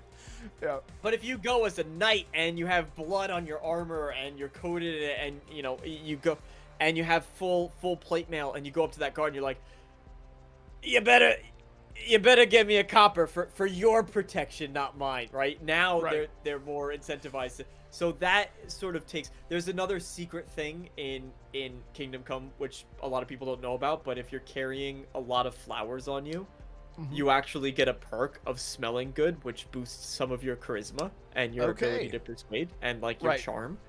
So like things like that is innovative dialogue. Like wearing plate armor, regardless if you want it or not, it'll say like +2 to intimidation or whatever. Like it's behind the scenes though. It's not. Yeah, it doesn't just say. That's the thing about it, is it doesn't just say +2 to intimidation, right? It's not like this point system that says, well, I'm in armor, so I have bonus to stats. It's just I'm in armor, so I'm scarier than my skill says I am. By how much, I don't know, but I know I'm a bit scary. But look at me, I'm scary. Yeah, exactly. Yeah, I'm scared. Tell me I'm pretty. I'm scary, damn it. Tell me how so scary that's I am. innovative dialogue. The Baldur's Gate does it because it's tied to so many different skills, and it's just, there's so many details in Baldur's Gate 3 where, I mean, I saw an example just the other day where somebody was talking to an NPC, they didn't want to do something, then they stole an item off that NPC, then talked to the NPC and had new dialogue because they pickpocketed an item off of them that told them something, and it gave them like a new unique line that you can only get if you pickpocket this specific person and get that specific item. So that is a different way to do it as well. Right. Where it's really based on how you interact with the world. You know what I just realized? My birthday is in a few hours. I totally forgot my birthday. I looked at the clock and I was like, 12. Stream till 12. Oh God, I cannot do that. I totally forgot. It's my birthday in a few hours. Anyway, do you like do the stream to wish Red a happy birthday? Yeah, wish me a happy birthday, dude. I don't know about you. As you get older, your birthdays are more about like, it would be great for my birthday if everyone leave me alone. Let me just have a quiet day, sipping on some tea as you do. Just haven't. There you go. What the hell? I didn't expect that cup. Yeah, just chilling. You know. Plain white mug thank you is guys. Taking a break. What is that? Is it like wood stained? What is that? Bamboo. Look, is it actual bamboo? Bro, I love that. What's the bottom say? Or is it gonna get me demonetized? Oh, okay. No, it doesn't say anything. Some have like, well, this one does. Some have like bottle openers on the bottom, and I'm like, can you imagine trying to like? I don't. No, get this that one has a logic. built-in diffuser. You just pop that sucker right in there, and it just sits nice That's and pretty. amazing. There's tea leaves currently inside this thing, so you just pop that in, seal her Look at up, that. and That's you're so good to go. satisfying. And you shake it up. Look at this episode is sponsored by Bamboo Boozles. Bamboozles. This game adaptations. Happy 56th birthday. I'm actually 52. Yeah, congrats on turning 30. Bald Gate 3. It is true. It's very true. Oh my god. Yeah. Any other thing? Anything else you want to talk about when it comes to Fable? Oh gosh, can you celebrate your birthday in Fable? Not your birthday, but your character's birthday. What's the deal with the passage of time? Can characters get older? Do they die if you play the game too long? Right. What's the relationship system? Do you get scars? Remember that? Like every time that you would die in battle and have to like revive yourself, you would get a new scar, like just somewhere on your body. You remember that? So, I hope that they bring that back. You just can't control it whatsoever. That'd be great. That'd be great. It's cool. There's so many. Yeah, go ahead. That's it. That's it. I'm excited. I'm really excited, and we're going to see more January 22nd, and that's only 9 days away. So we don't have long to wait. If you guys want, I'll stream that. I actually kind of want to stream that anyway, because I'm really excited. Really excited for that. Are you disappointed? Yes. Matt, I think it was Matt Booty came out, and they were talking about how we have so much, we have way too much to even show in this, and so I'm thinking, okay, they're gonna kick off a January showcase or early in the year, but it's going to be almost like a mini June, and this is probably on me that my expectations were in the wrong place, but I thought it was almost going to be a June showcase style thing with the amount of stuff they were going to show off. You got a super chat though. That's so nice. Grandpa Barbecue Game Cat, that's so nice, bro. Is that an Australian?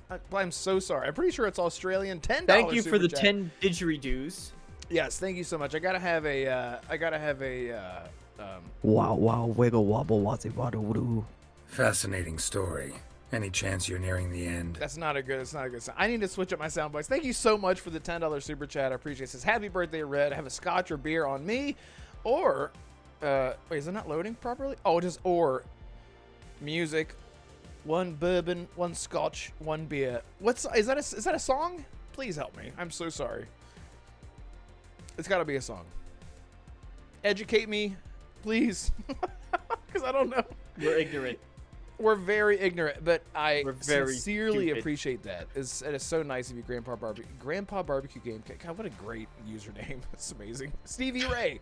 Our Arcade knows. BT Maverick says, there was that Fable money trick where you add a couple years onto your Xbox. That's right, and you can collect 2 years of rent in businesses. Dude, and you remember running around everyone's front door with a little bags of money sitting in front of everyone's door? Oh my god.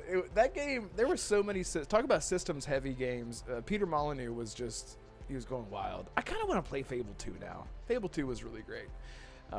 It is great. I don't know if it's aged well though. That's Probably the not. issue.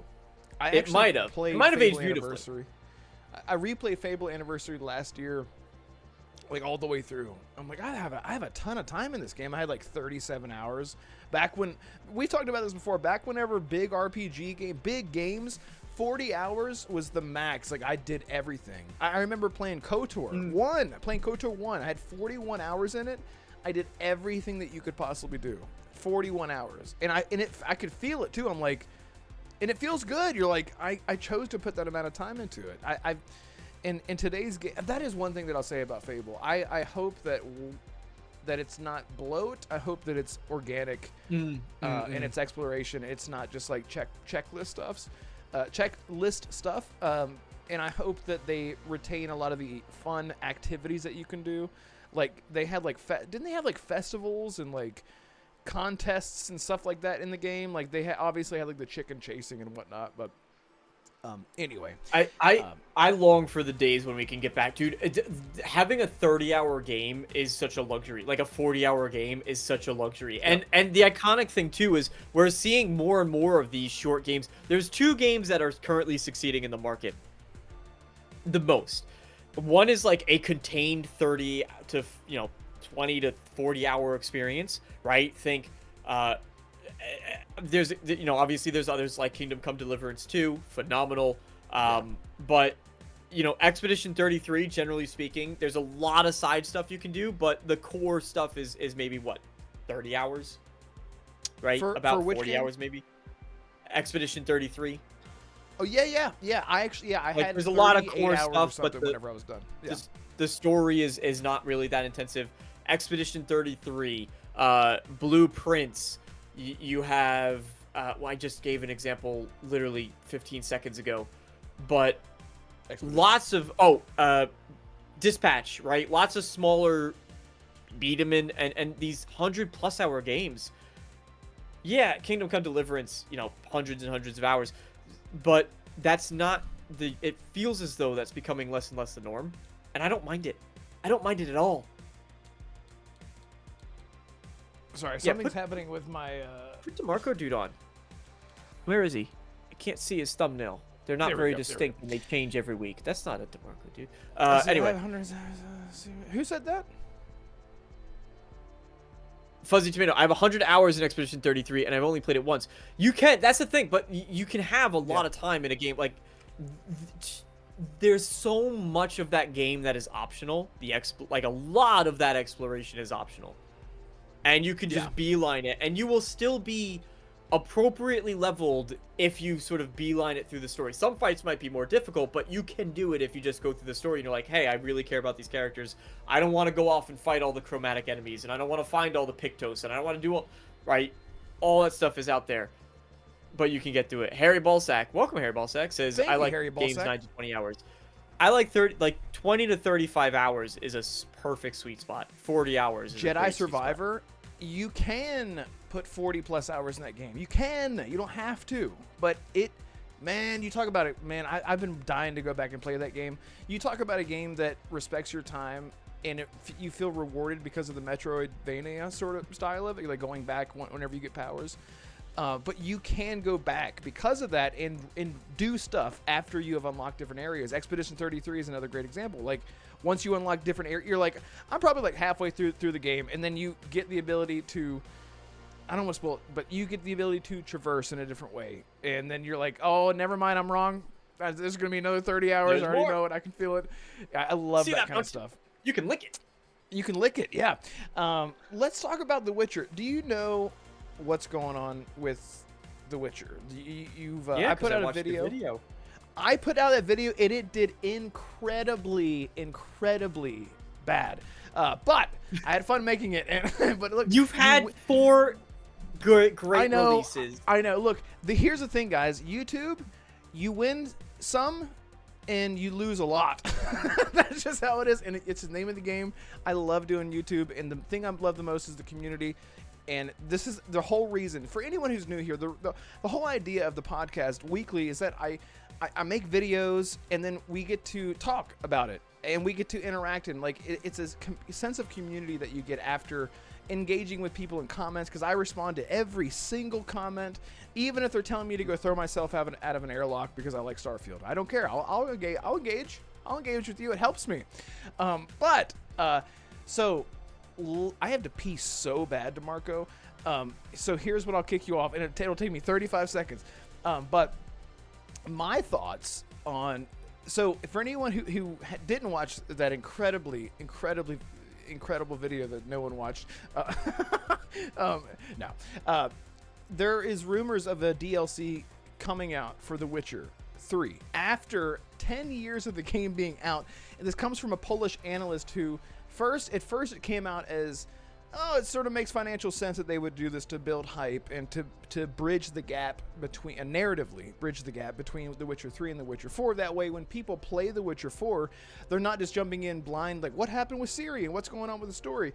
That they would rather see it through Geralt's eyes. That they would rather see that narrative. And that's sort of, that's just me saying that, because what other DLC would you put out if it's not bridging the gap? So tell people what your thoughts are, and I'm going to make this as fast as I can. Okay. Mark says stay in your seat. I'm peeing right now. That's how you know he loves you, chat. Okay, now go. Let's just a couple things. I don't want to hear it read. I haven't cracked 1K in a video. YouTube is brutal. YouTube, we all know. Anyone who's made videos knows that. I was going to say, I'll go. It's going to include mod support for consoles. Maybe. I haven't heard that, actually. But that would be... well, actually, I do think...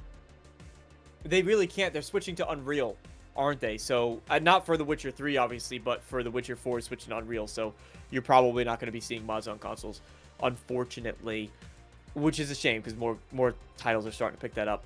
As far as Witcher, I'm torn on this one. I'm excited for anything more Witcher, especially if it's being told by CD Projekt Red, because they've done. If you've never read the books, these are all of them right here. Just send me a message. I'll lend them to you. I probably won't, but I would consider doing it. Which it's the thought that counts, right? So the books are great. CD Projekt Red did a great job continuing the books.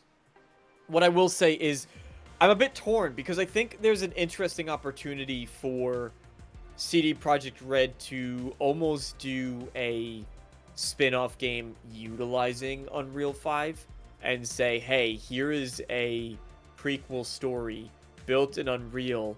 You can get a taste of what the next Witcher game is going to be like. However, that being said, I have two sides. I feel like I always have two sides to it.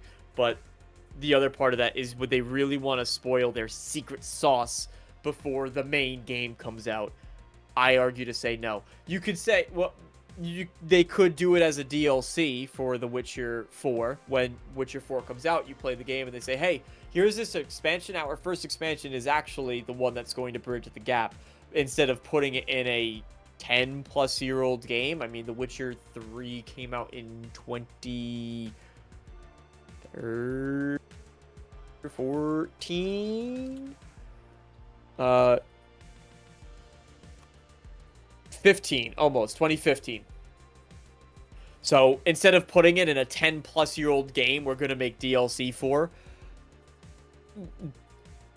I am curious if CD Projekt Red is sort of doing that because they are hoping for an uptick in Witcher 3 sales, which would make sense. You get The Witcher 3, someone who hasn't played it before is going to hop back in.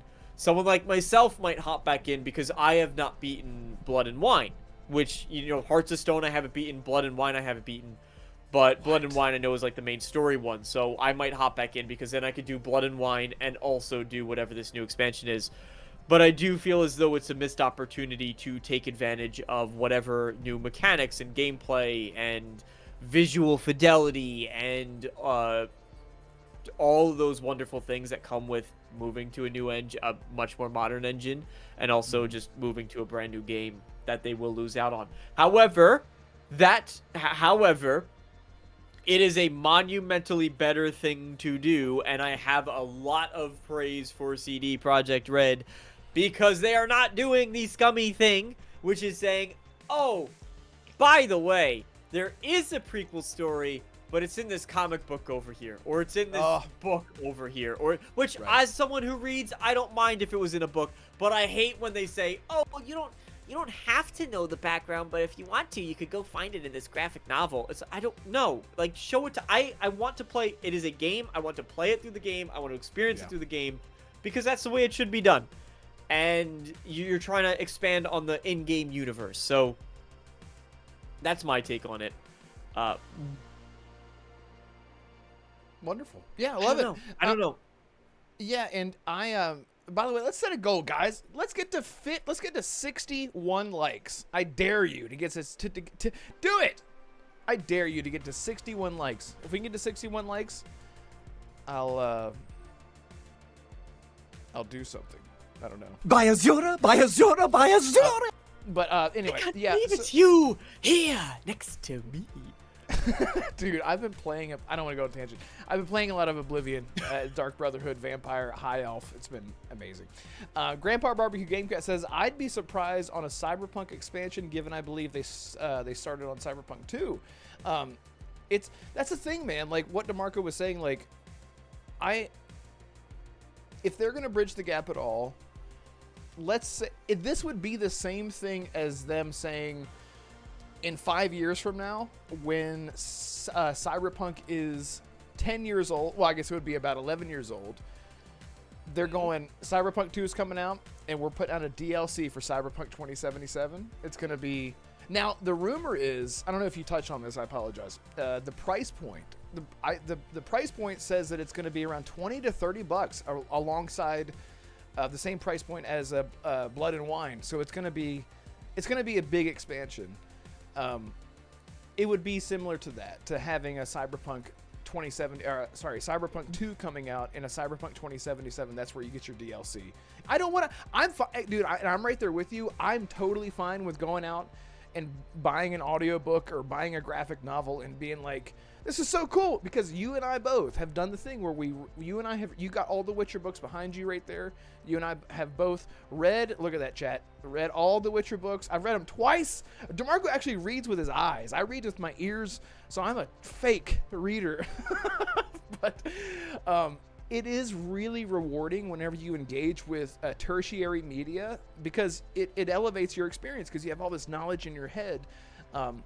But it does take away if it actually isn't part of the video game narrative. What were you gonna say? You had your finger up. Well, exactly that. If it's going to be a $20 to $30 expansion, it really does bring me back to, why not release it as a spin-off? Spend a little bit more time with it, because people are going to miss Geralt, right? It's going to be focusing on Ciri. Yeah. Geralt's probably going, and this is rumor, right, and speculation, but Geralt's probably going to be in The Witcher 4 in some capacity. Yeah. But why not then, since Doug has already said, the voice actor for Geralt has already said he would love to keep playing this character, why not, if you're going to charge $20 to $30 for it, release a Miles Morales sized side story and have it with the same upgrades that The Witcher 4 is going to have? Why put it in a 10-year-old game? And the only thing that I could really think is especially because it has to be optional, right, to play this. That's the other part of it too, is it needs to be optional, that you don't have to know the context of what this DLC is to enjoy The Witcher 4, because they've said multiple times Witcher 4 is a good entry point for new players to the franchise. It's a good entry point for new players. So if that is the case, why put it in a 10-year-old game? And the only reason I can think of is because they want to try to increase sales for The Witcher. They want to get more people to join in and buy The Witcher 3 and squeeze a little bit of extra juice out of that. But I almost feel like it would be more interesting as a prequel story, because it's not as though you can spoil, unless Geralt's gonna die. That's the big thing, right? Unless that's what it is. Yeah. And then they can't justify why he's not in The Witcher 4 and then do a prequel story. You're gonna be like, oh no. Yeah, they have to do it in that order. And like, to your point, like, even they have said, and a lot of people will say, that The Witcher 3 is a great starting point for the Witcher franchise. And I feel like now that's honestly just due to limitations with The Witcher 2 is old. The Witcher 1 is even older. And trust me, guys, I played it last year. Woo! Man, that was rough. It is. It's weird to get through, yeah. But it is my favorite in the franchise, though. Dude, and it's so, once you get the hang of the combat and everything, it's incredible. Matter of fact, The Witcher 1 is more close to The Witcher 3. The Witcher 2 was a weird departure. Like, I love The Witcher 2, but it's really weird. It's really linear, and the combat's strange, and the openness is just completely gone. It's a very strange, and I feel like they went back to their roots with The Witcher 3.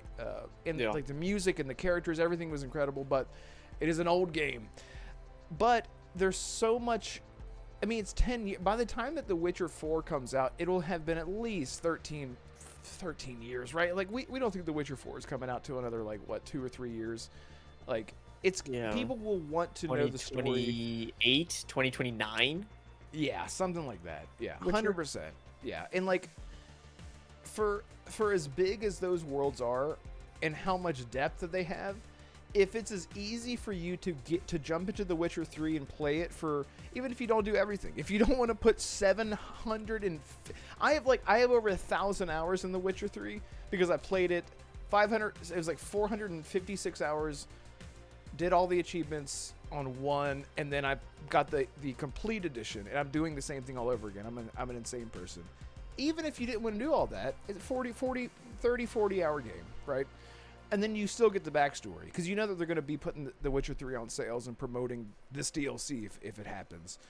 I feel like that would be an easy entry level into the series if they start promoting that before the launch of Witcher 4. If people missed out on this bridge DLC or whatever. So you're right, smart marketing.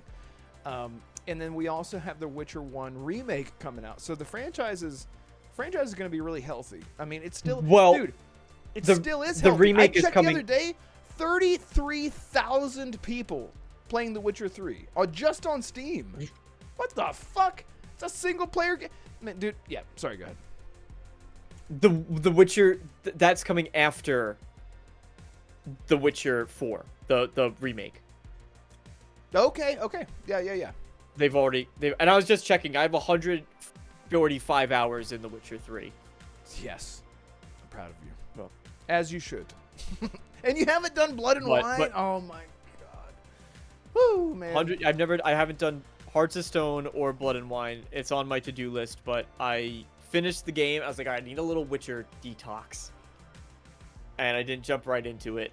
And now I feel like it has been long enough. I should jump in, but there's also so many other things.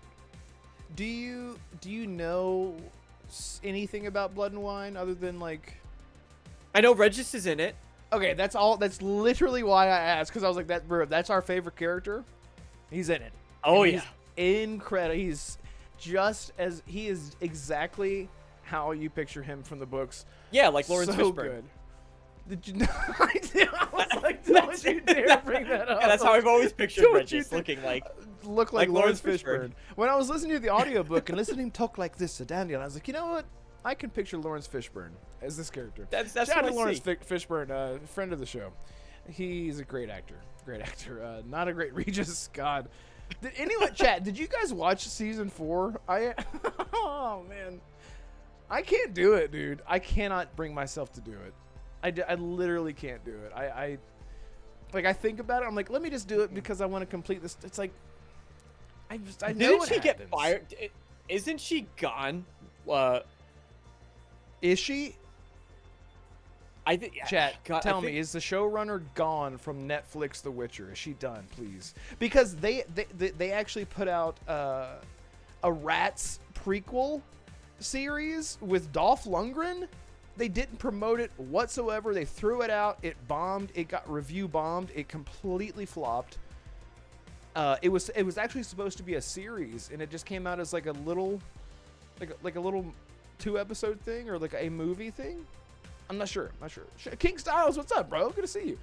Go ahead. She just gave up though. She just totally gave up. She said, you know, like I was trying to see. I thought she left Netflix, and especially The Witcher. But she said the books still exist. No one is taking the books away. No one is taking the video games away. I think everyone can have their version of The Witcher, and this is this version, which was supposed to be the books. So you can't the books. like, She literally hijacked the IP and inserted her own agenda and storytelling into an IP that already had a legacy and storytelling and narrative built in. All she had to do was copy it. We see this all the time.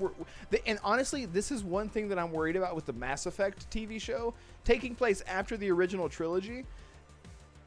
The one thing that I can say is that Fallout TV show, the reason that it does really well is because it's not tied to legacy characters, but it is set in the universe that we love.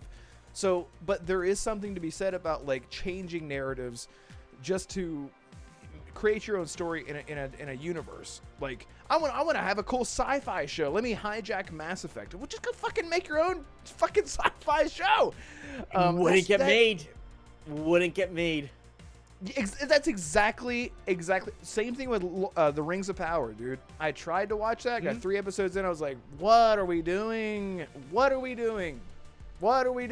this? Like, just go make your own fantasy show. But no one's gonna care about it if it doesn't have that IP No one's gonna make it. Well, that's the new thing too, right? And you're going to see, look, for as many good show adaptations as we get, you're going to see equally as many bad ones. And the reason why is because I've said this in other places, but the film industry goes in phases. Games industry does the same thing, but film industry goes in phases. They had, I don't remember what it was before, really, but I mean, a couple years ago, it was comic books, and every comic book was getting adapted, and that's, of course, Marvel and DC was trying to do it, right? The two big ones. Now, I don't know what it was before that. Now it's moved on to games, right? Because they need something to latch onto. They need a source material. Now it's gaming.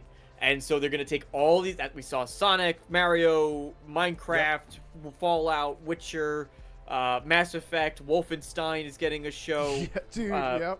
Oh my God, you're right. Yeah. And it's gonna keep growing. Halo, don't forget Halo. Master Cheeks was there. Can't forget Halo.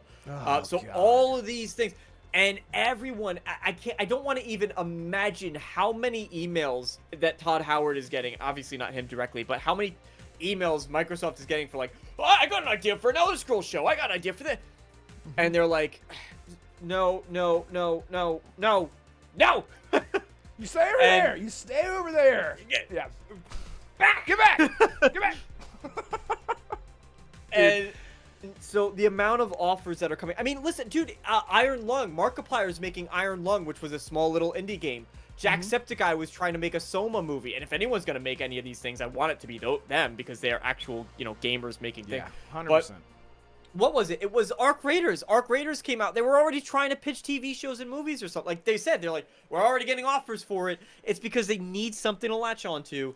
And you have to just see. You're going to be able to tell Borderlands movie, another one. You're going to be able to tell which studios are doing it for cash grabs, and which ones are doing it for passion. Fallout TV show is a passion. Todd Howard sat on that for 10 years. He got phenomenal talent behind it to work on that show. Same with Wolfenstein, and he said in interviews, he's like, Fallout's uniquely positioned to be put into this medium. He says Elder Scrolls isn't. Maybe one day it will be, or we'll find a good pitch or something, but right now. So you'll be able to see who's kind of selling out and who's capitalizing on the IP and who's making something good. Mass Effect, I like that it's taking place after the thing, because that was my biggest issue with the Last of Us TV show, another one. Yeah. I think it would have been better if it had its own characters. And that's the thing, man. We're just going to talk about TV and video games now. Game Adaptation Newscast says, sub for the most up-to-date news on game adaptations. Yeah, go check out Game Adaptation Newscast in the chat, and go check out his channel. That's his whole YouTube channel. He covers Game Adaptation Newscasts. You can believe that. Yeah. At first, when it comes to Mass Effect, at first I was like, Shamit, I wanted to see, Henry Cavill play literally everyone. I wanted him to be Commander Shepard, And then I'm like, well, what if it wasn't him? What if it was someone else? And what if they went with I play as male Shep. What if it was Fem Shep and it wasn't my idea of Fem Shep? What if it wasn't the red-haired Fem Shep the default character that we love? But your point is true, and I just said it too. The reason that I love Fallout so much is because we can touch on legacy events that happened in the world of Fallout, but we're not seeing. Well, I guess in season 2, I haven't seen season 2, but I know there are some things that are happening there with some legacy characters. But we're not playing as we're not seeing the Courier, or we're not seeing, the Vault Dweller from Fallout 3 or whatever. Fallout 3. The Witcher, the reason that The Witcher failed so epically is because all people wanted to see is a literal adaptation, a faithful adaptation, and it was absolutely botched. Henry Cavill was the best thing about that show. Absolute peak, absolute cinema. Could not have. I can't imagine someone else being Geralt after that performance. It was incredible. But after I thought about it, you're right. Mass Effect, maybe it is better. Maybe it is better that it steers clear of Shepard and all that kind of of course Shepard's going to get brought up, but the Mass Effect TV show is going to heavily rely on whatever happens with the next Mass Effect game, because the Mass Effect game is definitely coming before the TV show comes out, because it wouldn't make sense if they're just spoilers, here's what happens after the trilogy. Yeah, you didn't get to play it, right? Yeah, so it's a really good point. But which I will say too, in regards to the how cool would it? I think the coolest thing is don't even bring up Shepard. I don't remember who said it, and it might have even been a director I don't really like. It might have been I'm not a huge fan of Rian Johnson. I know his latest Knives Out movie was pretty good, but I'm not a huge Rian Johnson fan. but it might have been him. I don't know who. They said, you know, most people in the galaxy, like, they don't know in Star Wars. They're like, they don't know who Luke Skywalker is. Like, that name means nothing to them. Like, these people, and that's what. Oh, you know who I think it was? So ridiculous. It was, was it Tony Gilroy that did Andor? Who did Andor? Whoever did Andor. I believe it was Tony Gilroy, because he stepped in for Rogue One. Everyone gave Gareth Edwards. Was it Gareth Edwards that did? Everyone gave him credit, and then Tony Gilroy was the one that had to step in and fix Rogue One, and Tony Gilroy came in for Andor and had that same gritty, grounded tone for Star Wars that made the show work really well. Yeah, and so Tony Gilroy, he stepped and he said, I think it was him that said, look, most of these, they have no freaking clue who Luke Skywalker is. Like, they don't even know the name.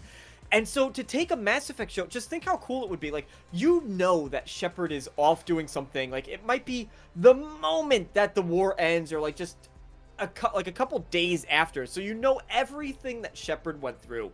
And now, I'm not going to spoil any of the endings for Mass Effect 3, but, you know, now you have Shepard's ending, whichever yours is. There's multiple that you can have, but whichever yours is, and you know everything he's gone through. And then in the tiny pocket of the Milky Way, after all that's going on, you realize, holy hell, Shepard did all that, and now even still there's stuff that this random schmuck in this corner of the galaxy needs to go off and deal with. Because Shepard really didn't clean everything up. I'm not saying paint Shepard as the villain. I hate when TV shows do that. They're like, here's this glorified character. Also, look how shitty he is. Look how much he messed up. He forgot about us. And it's like, come on, man. Yeah. I hate that. I hate that so much. So don't, like, disgrace him. But just realize that, there were still other people that were struggling. I mean, think of, like, in Mass Effect 1, you have, not saying this would make an interesting plot point for a show, but you have the people from knockoff Wayland Yutani. In ME1, you go into the building that the bio company, like, self-imploded. It was on the Tuchanka-like planet. Pharos. It was on Pharos. Yeah, Pharos. Mm-hmm. They're experimenting with a Thorian, and that company, whatever it was, they were, like, doing things, and it caused a... So, think of, like, those people have lives, and you see a little bit of that, but now you expand it in the whole TV show, and you see that there's all these other things that people are dealing with, and Shepard could not be in all places at once, and they had their own battles going on. That's really interesting to me, and I would like to see, especially after Mass Effect 3, to bring it back. Bring it back. Right. And you know, one of the best things, again, I'm rewatching Game of Thrones right now. I don't know why, but I am. I was like, you know what? I was never able to really completely digest all of the political stuff, all the houses, all the characters, all the factions, and all the everything that's going on in this huge world. It was just like, here's that character. They're here now. Here, Mass Effect has a great opportunity with especially for the fans.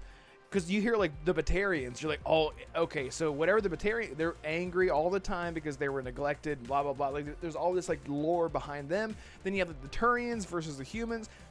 There's such a great sort of playground, sandbox to play in outside of whatever's going on with Shepard. Where it would be like that political intrigue, and you have all these different races and different characters that are interacting with each other on completely different sides of the galaxy. That would, you know how everyone eventually sort of converges in one way or another. That kind of stuff really gets me excited. The more I talk about it, I guess the more excited I am about it, because it's not tied to legacy characters. But they got to get the sound right, dude. I can't wait to see in the TV show when someone takes their weapon off their back and it unfolds and it like collapses. Dude, it's one of the coolest things in Mass Effect, the collapsible weapons. It's like, it's never been done before. Whenever you take out a sniper rifle, it's like this big on your back, and you take it out and it's like this long. It's just, God, Mass Effect is the best. It's the best. I love just this. Has-Been says the Joe Krogan podcast.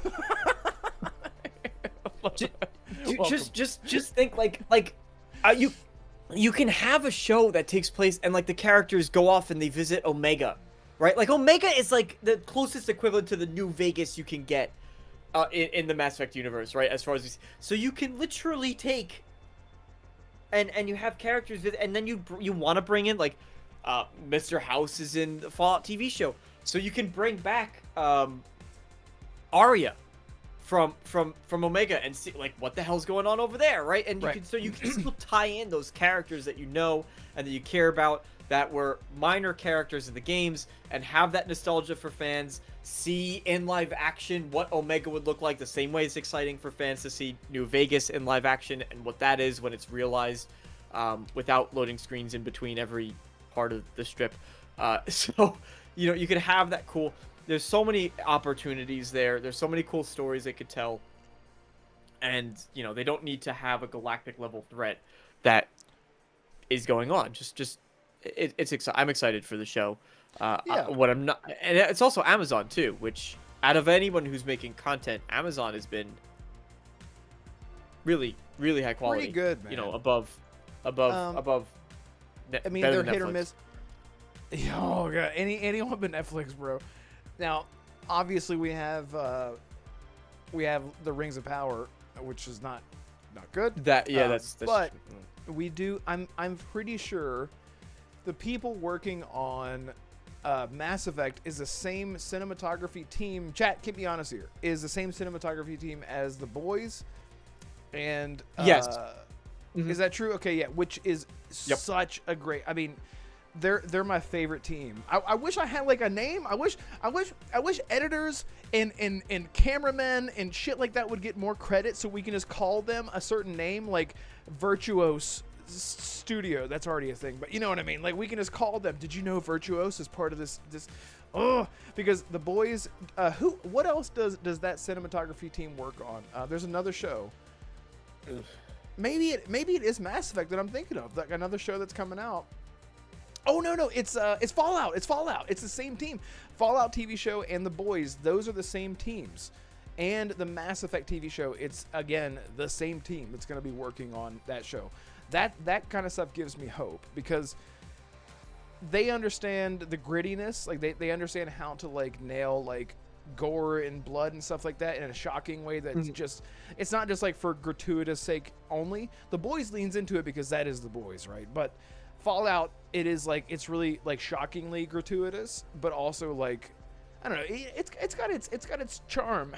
I don't know how else to say it. Anyway, I'm really excited about that. Look, shout out to 124 people here. It's insane. This might be the biggest crowd that we've ever had, Marco. It's insane. Shout out to everyone here. Thank you so much. Please hit the like button. If you want to support the show, you can become a channel member. You don't have to.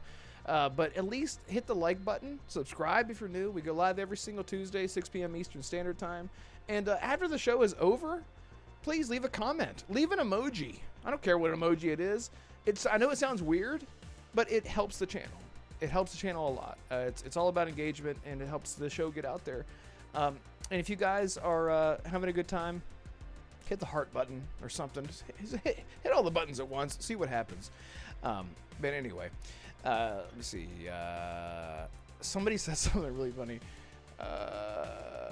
Let's see. Oh yeah, Hasbin says the Acolyte producer says she purposefully hired people who didn't know Star Wars. She literally said that, by the way. My God. There's some new rumors that Kathleen Kennedy is out of Star Wars, which is Great. good news for a lot of people. Yeah. I actually know. Yeah, go ahead. Sorry. I actually know through someone a person who's one of the creative directors for Star Wars, who's like on a first name basis with Kathleen Kennedy, and really? I haven't had the and I have the opportunity to speak to this person, and I really want to ask them when I do see them. I really want to ask what their opinion is on Kathleen Kennedy, because obviously you have like the fan perspective, and then you have like this is someone who works like she might be a really nice lady. I don't know, but I just know that everything she's been in charge of has not been good for Star Wars. So like, not been good. But I really want to know. So anyway, there's a little fun fact for you. But what is it? Yeah, no, Acolyte was terrible. Oh, Filoni. Dave Filoni might be taking over for that position, which was some of the recent news. What do you think about that? Because I love Clone Wars. Like growing up, I love the lore that he created there. He created Ahsoka, which was like the most hated character of all time, and then became really beloved. The honestly, dude, if my one dream Star Wars project, cinematic Star Wars project, is Starkiller with Sam Witwer making it work. That's the only. It's literally the only thing I want. I can't think of anything that I want more. And just making that happen, making it at least PG-13, and not doing all the modern audience bullshit. You guys know what I'm talking about. Just making a fucking badass for the fans Starkiller TV series, and just do whatever you want. Have Darth Vader, have Anakin come back and reprise it. Do all that kind of stuff. I would literally cry. I have played out scenarios in my head of like a reveal trailer, and I've like made myself cry, like in excitement, like that'd be so cool. I don't know. Do you think? But anyway, Dave Filoni. Pretty sure it was Dave Filoni that said that he wanted to incorporate Starkiller in Rebels, and then they didn't. They switched over the character beats that they had planned, and they sort of mixed it into Ezra. And they just kept him completely out of it. And now recently there's been rumors about an actual Starkiller show. Have you heard anything about this? The Starkiller show? You never fucking know, man. You have like the Mike Zeros out there just completely making stuff up. And I hate. Do you remember Mike Zero? You remember those days? No. I don't follow anything TV show related. I follow nothing TV show related. Because even, like, I know now people don't like James Gunn and what he's doing with DC, but the amount of times I've seen people putting rumors up, and they sound like cool things. It might be like a casting rumor or a plot or what's in development or time. And then James Gunn will come on Twitter and be like, what the actual F are you talking about? Like, Right. Where are these even coming from? So I don't believe anything with TV show or movie news. I can't bother with them. When stuff happens and it's official, I'll get excited about it. But up until then, I'll be like, oh, That's cool. the thing, man. Yeah, like we can always like dream, and we can always dream. Shout out to Arrow Nation, man. Thank you guys so much for being here. Sincerely appreciate it. Kind of don't want to end the show, but we kind of have to because we have lives and whatnot. 130 people here. It's insane. I got time. See, okay, let's do it. Let's see. Rez Lowbeat says Fable will most likely release later in the year, December or maybe early next year. And when it does release, it'll be broken and will be fixed 6 months after release. LOL. Similar to Stalker 2. It sounds like a Stalker 2 fan. A Stalker and a Bethesda fan. That's what it sounds like. I mean, look, so many games get released nowadays, broken, and then they're fixed later on. And everyone always complains about, I'm so tired of this, release a game broken and then fix it later. I think, in my opinion, I think a lot of what happens is you don't have enough outside eyes on your project. So like, for example, if you're writing a song and it's only you writing the song, only you doing the drums, doing the guitar, doing the vocals, and you feel like it's great. And then one person comes in months later and says, have you thought about this? And it flips the entire project on its head. And then you have all of these fixes that are coming in. You have a completely new perspective. And unfortunately, playtests don't always convey the actual feedback that studios need for a game to really thrive, especially in its own genre, like an Elder Scrolls or a Stalker.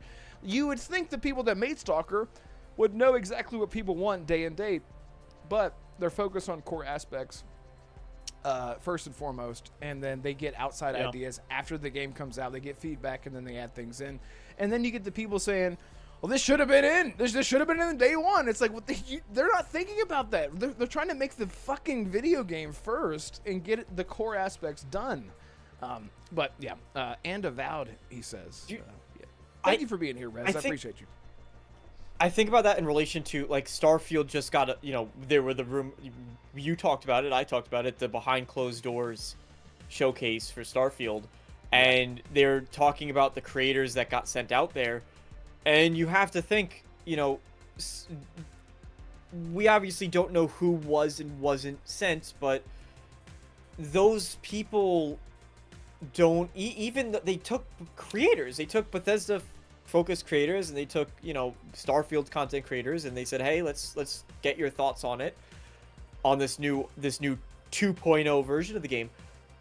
Is that necessarily the best? Are you sort of bringing in people you think will be fair right? And credit where credit's due. I know a lot of people won't believe it, but Bethesda does do a good job of listening to the right feedback, I will say.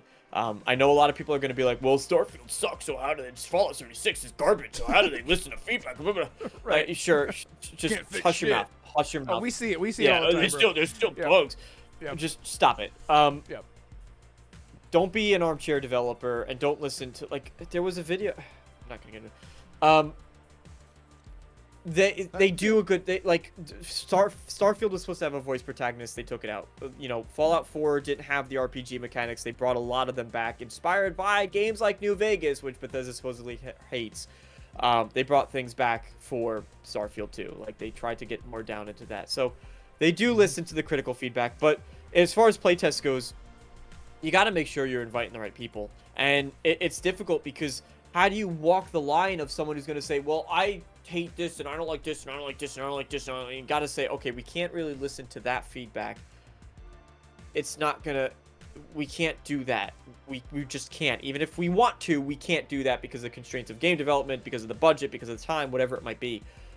So we're gonna take this portion of feedback, but also just not listen to the sycophants and get yourself stuck in a thought bubble. Because one thing we talked about in relation to Skyrim, and I'll end it with this, one thing we talked about in relation to Skyrim is that game was as good, not because they were getting tons of focus groups of people. It was good because they had a group of 100 people, that's all that worked on Skyrim, they had a similar vision. And they worked towards that vision. And it was the water cooler talk, because you had a small team. It's the water cooler talk of saying, hey, wouldn't this be sick? And someone goes, yeah, I can actually... I can do that, and they didn't need to go through 4 layers of... I'll be right back. And they didn't need to go through 4 layers of approval to get it done. They're just like, hold on a second, and they sat down. I did it. And that was the cool part about it. Yeah. I did it. It's done. I did it. What else can we do? Yeah. And so that's the cool stuff. And that wasn't necessarily because they're listening to focus groups and listening to feedback. They're just like, hey, we have this vision. Can we do it in line with our vision? And we're not taking in voices from all these different things, and it's not just so it's a tough line to walk. It is definitely a tough line to walk, and you're gonna see this with every... I'm sorry to burst your bubble there, well, anyone. If you're worried about games releasing broken and that's your expectation, you're setting yourself up for failure, because I would much rather go into an experience, I'd much rather go into a video game or a book or a movie or anything with expectations that I know at least what I'm getting into, and not sort of setting myself up for a colossal disaster. Like, it's going to be bad.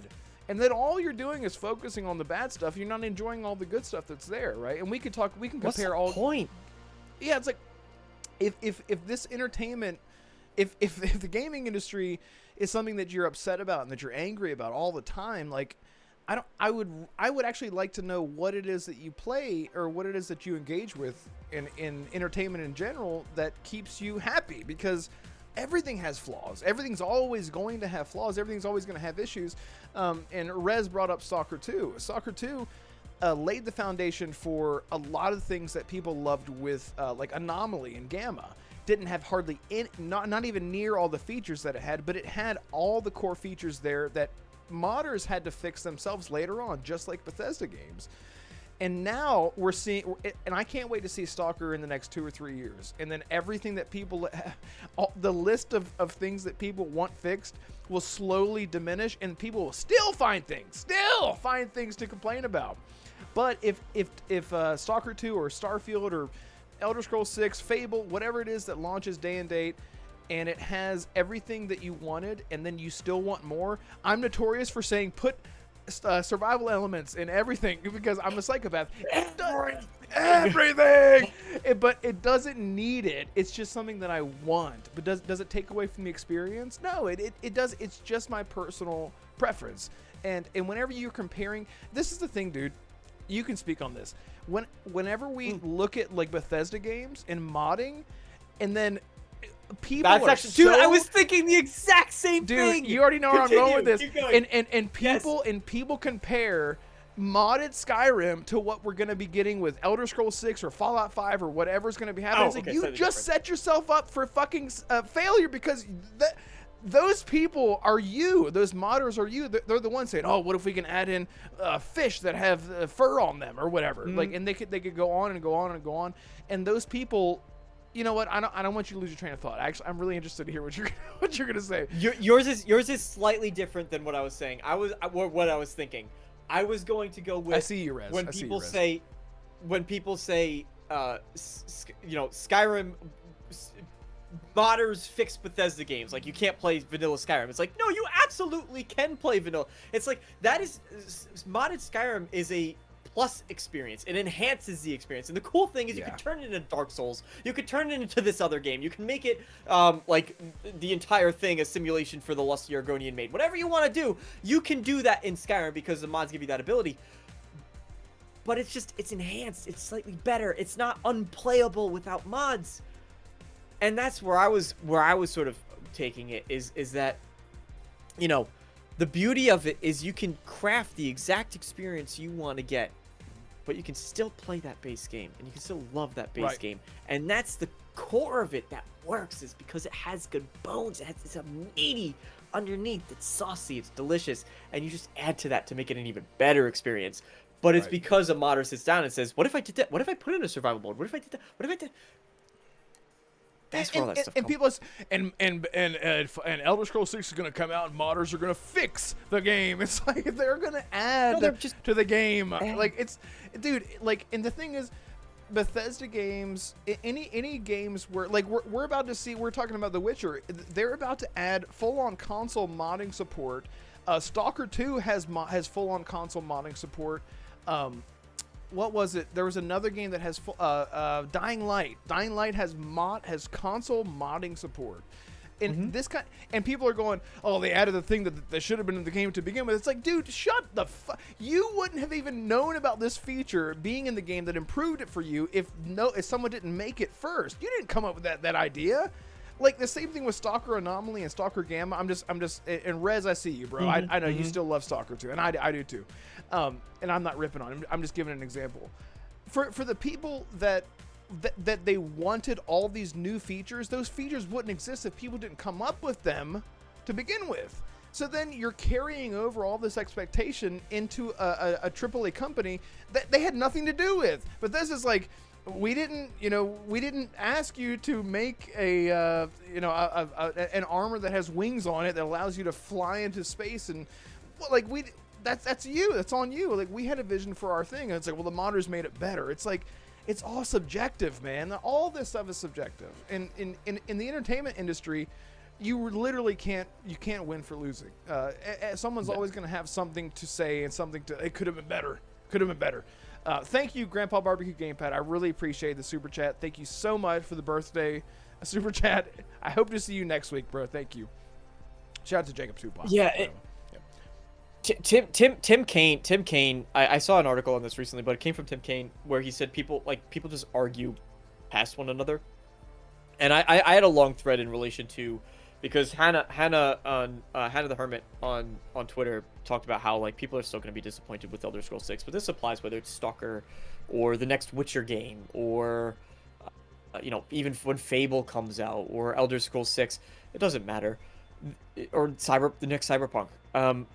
When these games come out, they've reached such a wide audience now, especially when you think of a game like a Bethesda game where Fallout 76 appealed to a certain audience, and Starfield appeals to a slightly different audience, and Skyrim appeals to a different audience kind of than both of those, and they share DNA, but it's going to attract different players.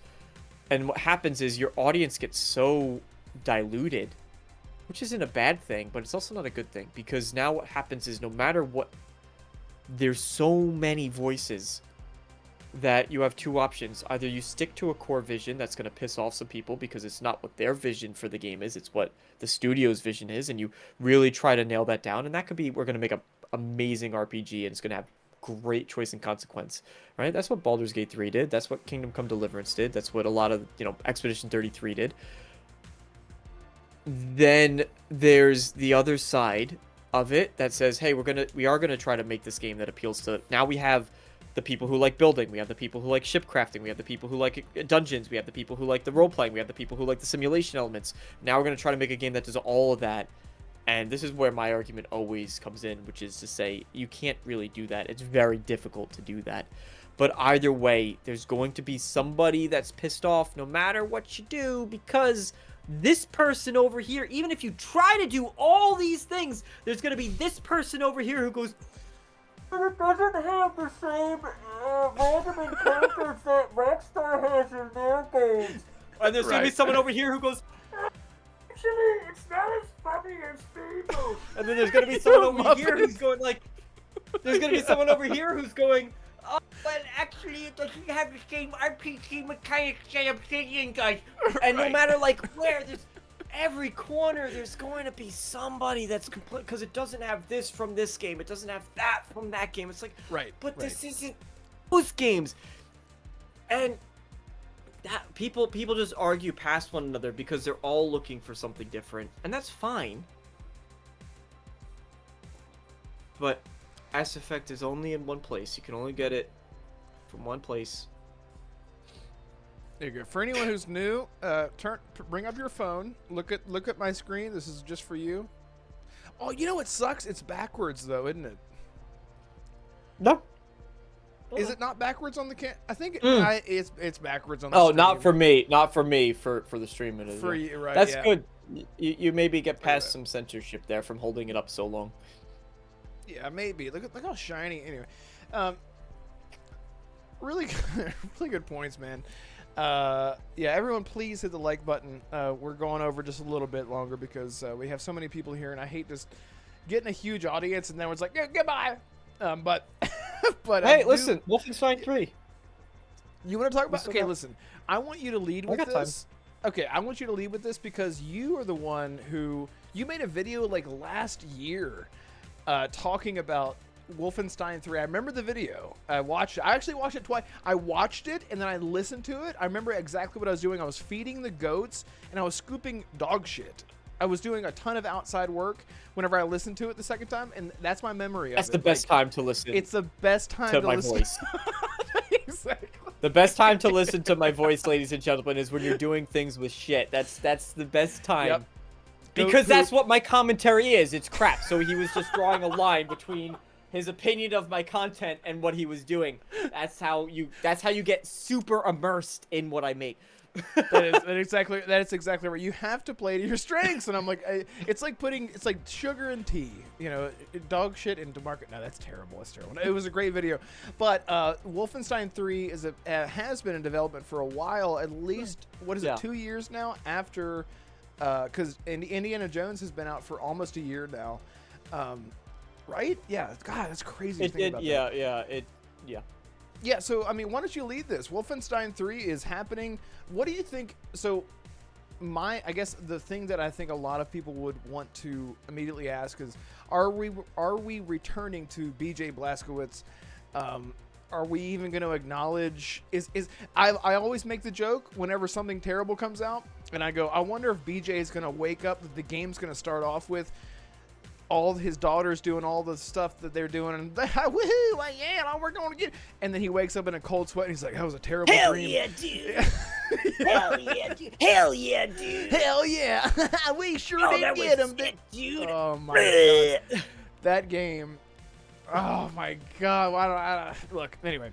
But what if the game starts off with him waking up out of a cold sweat and being like, "That was a terrible dream," and just anyway, and the game just starts off and it has nothing to do. I don't know. Anyway, all joking aside, I don't know. What do you think? Do you think BJ is coming back like as the main protagonist?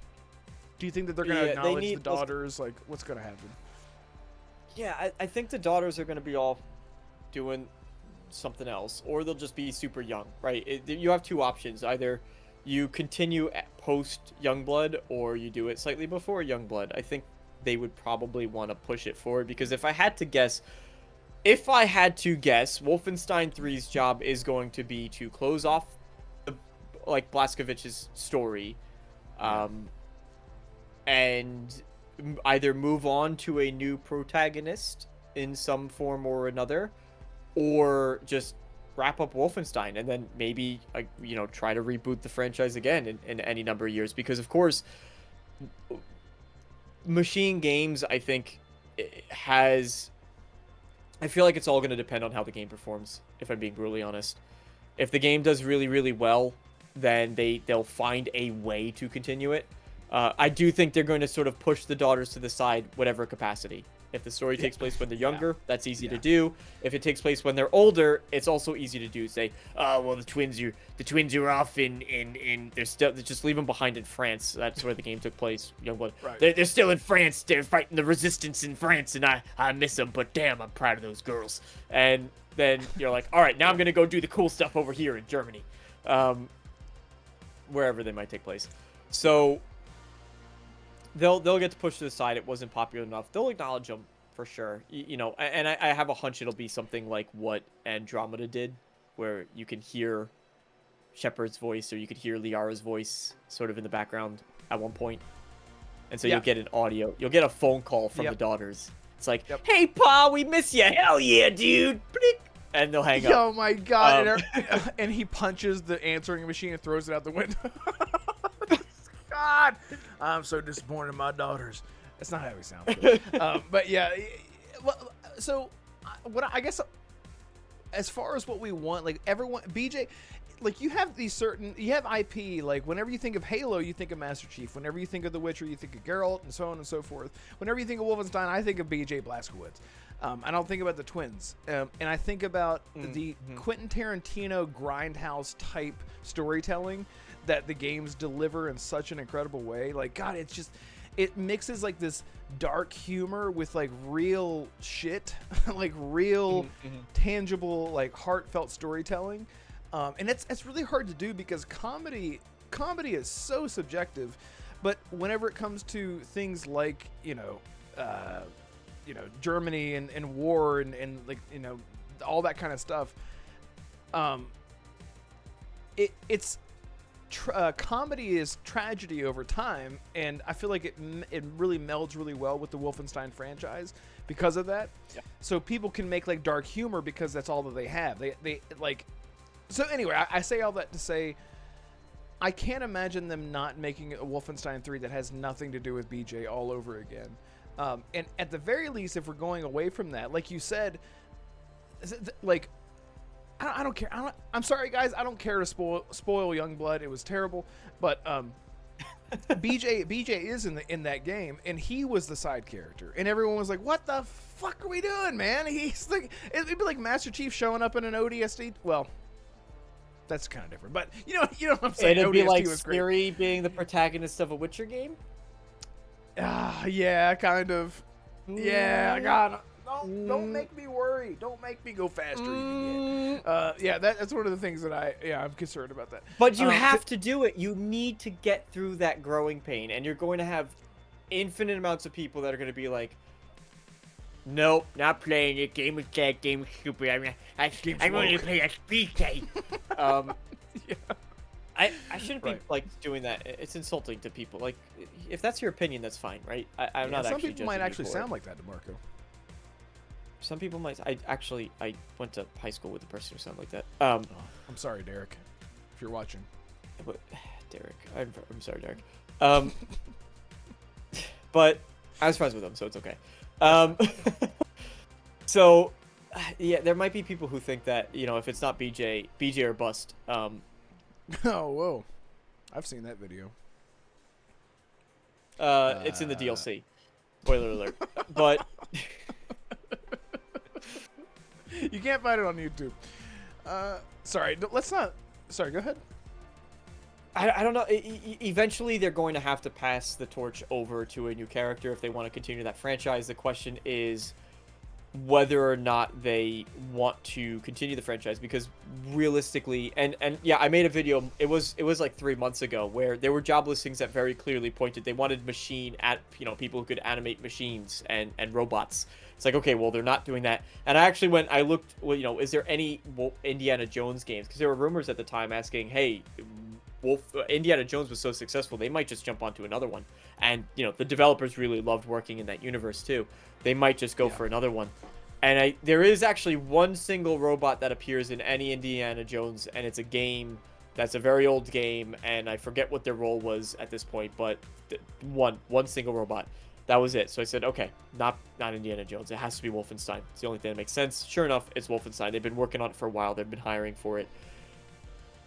Whether or not that now that they've had success with Indiana Jones, it might bring some eyeballs back to Wolfenstein, and they say, okay, we're going to do more Wolfenstein because people are interested in it and it sold really well. It might also be an opportunity for Machine Games to branch out, because the one thing they do really well, and I would honestly love to see them tackle a different universe in a lot of ways. It would be sad because it's one of my favorite first-person shooters that's ever been made. Like Wolfenstein, Crysis, two of the top dogs. I was gonna say Titanfall as well, but I don't know if that'd be the top. It's really good, but not the top.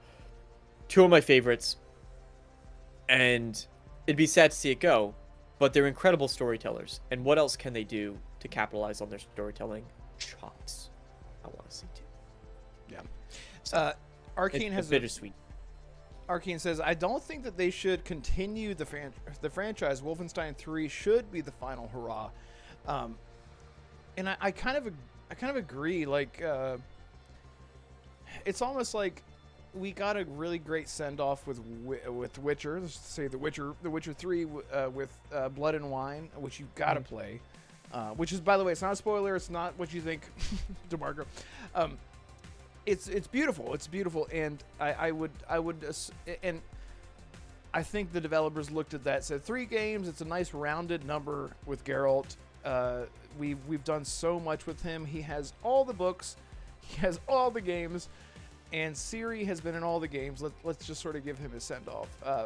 It seems like they prematurely tried to inject that. Let's continue the franchise with other characters before finishing the story with BJ first, and that's really where they fucked up, in my opinion, and a lot of people's opinion. It's not just my opinion, but it's a really good point. I feel like after that mishap, they really could capitalize on returning to their roots with BJ and making things work. Just tying things up, just making things like a nice whole. And the thing is, the like I was talking about comedy before with Machine Games, they could 100% make us feel better about Youngblood with the comedy and the the self-deprecating jokes that they could make with Wolfenstein 3, of like the father.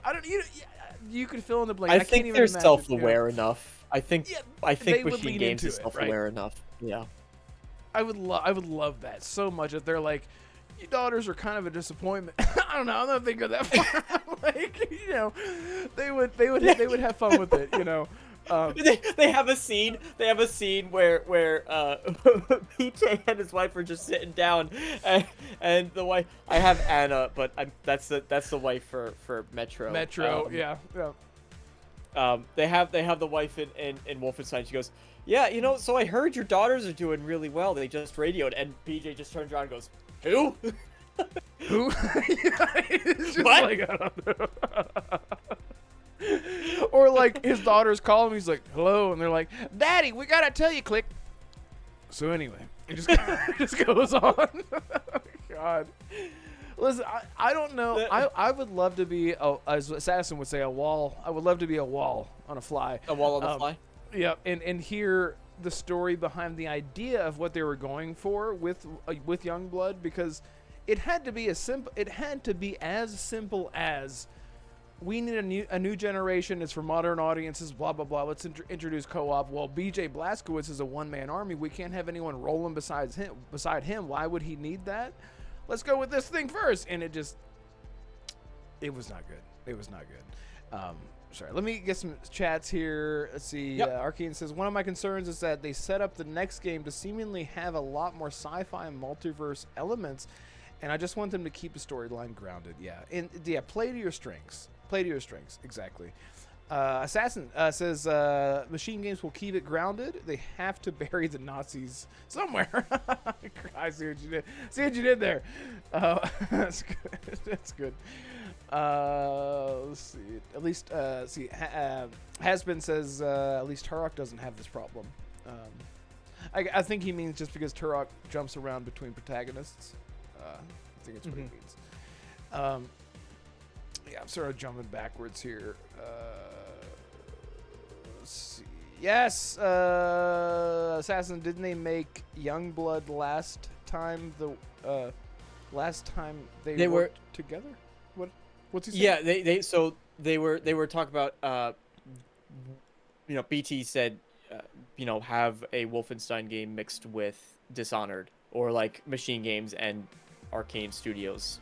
He wanted to see Machine Games make a Dishonored game, but they work together on Youngblood, and as Arcane pointed out later on, that's why the level design in Wolfenstein Youngblood was what it was. That was sort of Arcane's influence there, and even in Wolfenstein 2, I think they also you see a little bit more of that, and you can definitely see some of those lessons carry over into Indiana Jones, which is excellent. They're not to the level of Dishonored by any means, but it's certainly there, and it's a great collaboration. And even though the game didn't work, what Arcane said is that they both liked working with one another to try to, to bring those two together, because it did work really well. I don't want you to miss it, but Holly also said, that I'm back in some places. Hello, Holly. It's good to see you. I have missed you, and I'm such an asshole. I didn't even see it. Yeah, Holly says I see DeMarco is back in some places. Yeah. I'm slowly here, reintegrating. I'm slowly reintegrating myself back into the world. So working on it. Yeah, it's been isolation. Great. It's been an amazing show, really. Shout out to Mag for being here. Don't forget to go in the description and check out Mag. His channel's there, his Twitter's there, DeMarco's channel is there, his Twitter is there as well. I suck at linking stuff. I can't. I feel like every time I try this, I break stuff and then I have to close the window. But it's in the description. Everyone who's here, please. DeMarco is almost at 5,000 subscribers, so please go get him there. It's not going to take much. It's not going to take much. Matter of fact, if everyone here subscribed to DeMarco right now, boom, goes the dynamite. We'd be closer. We'd be closer. Yes. But yeah, just to wrap things up, I would love to see more of like a send-off story for BJ, for him to did he get like a limb cut off in the last game? Am I crazy? He's in Wolfenstein. I never played Youngblood. In Wolfenstein 2, he's not in good shape. I actually thought too of another example of like trying to switch protagonists, which was Andromeda, right? They obviously wanted to continue that story and they couldn't, but that was trying to switch from Shepard to Ryder. It didn't work. So you die a hero or live long enough to see yourself become a villain. How many stories can they realistically tell in the Wolfenstein universe? I don't know, right? Because you're kind of limited to that era, and even though it's alternate history and you could go in a lot of creative direction with it, you're kind of you know what? Andromeda's such a good point, bro, because we were just talking about Youngblood in Wolfenstein. Andromeda in the next Mass Effect, it seems like this is going to become a whole thing, so we don't even need to get into it because it'll become a whole podcast. But it seems like they're going to be combining Shepard and Ryder in some capacity with the next game because it didn't work on its own. Let's combine them together and see how people like it. It could work in a similar way to Youngblood with the siblings, the twins, combining it into the next Wolfenstein game. Not like you're going to be playing as them, but like they are there in the story and you can engage with them as BJ or whoever. It's going to be BJ. Come on, let's be real, guys. Wolfenstein 3 will be BJ. Wolfenstein 4, if it happens, is another story. Yeah, it could be the twins having another baby. No, it's a whole rabbit hole. There's so many holes. Not enough time. See, Arcane says the stealth in Indie is so much fun. It's big focus for the gameplay. Dude, I own Indie. I have the physical. I have the steelbook, which is incredible. It's so pretty. It's such a pretty steelbook. I haven't even installed it. Haven't even put a single minute into the game. I need to start it. It's a good story. It's such, and Indiana Jones has always been like a feel. It's like Star Wars. Indiana Jones has always been like a feel good IP for me. Like you put it on, and you're like, it's just fun. It's just fun. It makes you feel good. Something to put on whenever you go to sleep. I need to get into them. Machine games, they're so great, man. I would say machine games can't miss. Well, they kind of miss a little bit, but even Youngblood, mechanically speaking, it was an incredible game. It was just a narrative. Same. We could talk about Last of Us 2 all day long. I know you don't hate Last of Us as much as a lot of people. Last of Us 2, but mechanically speaking, Last of Us 2 was impeccable, unmatched. I would Its say. gameplay is peak. Incredible. Like It's I can't think of visceral, another game. It's fun. Yeah. The AI is amazing. And speaking of, like Arcane said, the AI is wonky. The AI in Indiana Jones is terrible. It is. I don't know how. Oh, really? And I think it's because they went from Wolfenstein 2, where it was obnoxious and annoying, and then they went into Indiana Jones. They said, okay, we gotta. Even though there was Youngblood in between that, but they said, okay, we gotta turn it down a bit. And they went from one extreme to the other. The AI in Wolfenstein 2 was so obnoxious, and you would get caught by something, you don't know where, you don't know how, and then the security guard on 7 rooms past you is raising the alarm, so you gotta sprint past everybody to get to the captain that's all the way in the back and kill him so reinforcements stops coming. And instead in Indiana Jones, it is slightly better than Oblivion Remat. You can walk around, you can jump, people will be staring at you like this, and you're kind of below them, or you're above them, and they're just like, they'll stop, and you're above them on a platform or something, or you're below them, and they're just like... So and anyway, then they walk away. Yep. And you're just standing there, and you're like, hello, hi. Yeah, I'm just gonna go this way. Yeah, thank you. AI in video games. Oh man, it's like whenever you really I pay don't know attention how it to regressed. It regressed. It has. It really has. Yeah. And like, I'm sure you've seen the videos where it's like, how did we get this far in video games? Like where you look at like a 20-year-old game or whatever, and it's like, it functions so much better than games nowadays. I don't know. I don't know what it is. I mean, and that goes back to our point talking about how there can always be improvements and people are always going to complain. But hey, that's just the entertainment industry. That's just how it is. When you depends. On Rez says must be the wind. Yeah, exactly.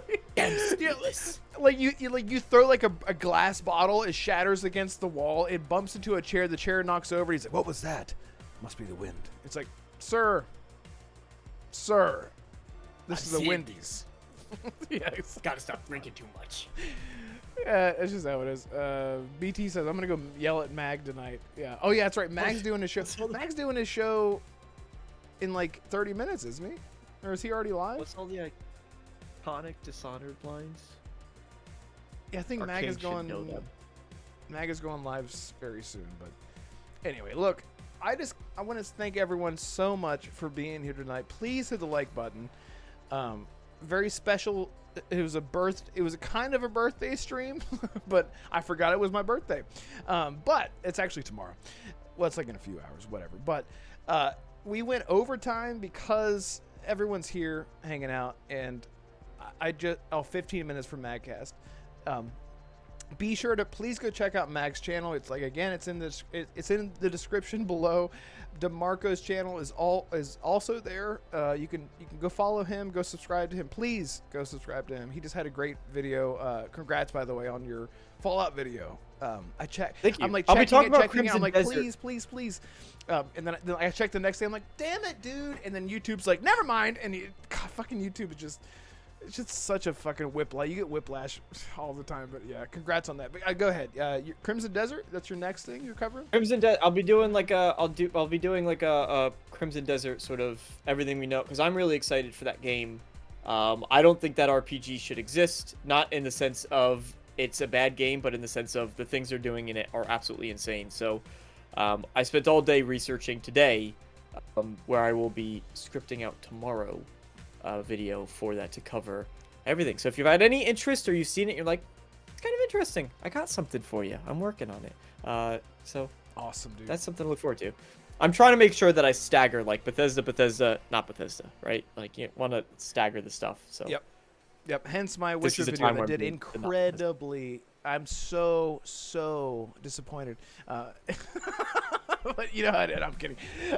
You got to try to like branch out a little bit to get the algorithm to steer your way. But yeah, I'm really excited about Crimson Desert, so I'm really excited to check out your video. And if you guys are excited as well for Crimson Desert, go check out DeMarco's channel. Please do it. Yeah, I mean, look. Well, I guess you just pimped yourself. What else can you say about you? Where can people find you? Just say it out loud. In the description. There you go. That was easy. In the description. I love it. I love it. And guys, if you're new here, please subscribe, at least like on the way out. Whenever the show ends, go leave an emoji. Don't do the poop emoji because apparently it blocks it. BT Maverick is right. It will block the poop emoji. I'm like, come on. It's pudding. It's pudding. It's not poop. But yeah, just drop something. Drop something. Hasbeen says liked and subbed. Thank you so much. Sincerely appreciate that. Be sure to follow me on Twitter if you have Twitter. Go follow me there. That link is also in the description below. Go ahead. Hasbeen.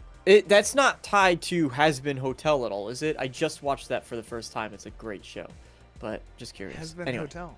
Oh, do you remember Hotel. Habbo Hotel back in the day? No. Oh man, I played it for like Boy. a straight week whenever I was like 10. It was great. My first girlfriend ever. It was great. Anyway, it was a whole thing. Anyway, thank you, BT Maverick. Thank you guys for the happy birthday stuff and whatnot. I am old. I'll be 49. Not really. I'm not going to say what my real age is because no one can Can't believe guess. you'll be 52. I know. 53 next year, which is wild to think about. Anyway, thank you guys so much for watching. Be sure to leave a like at the least and a sub at the most as you exit this world. No, as you exit this chat. Listen, don't do anything rash, okay? But if you have a rash, there's a cream for it. I promise. Thank you guys so much for being here. All right. Goodbye, everybody. We'll see you next time.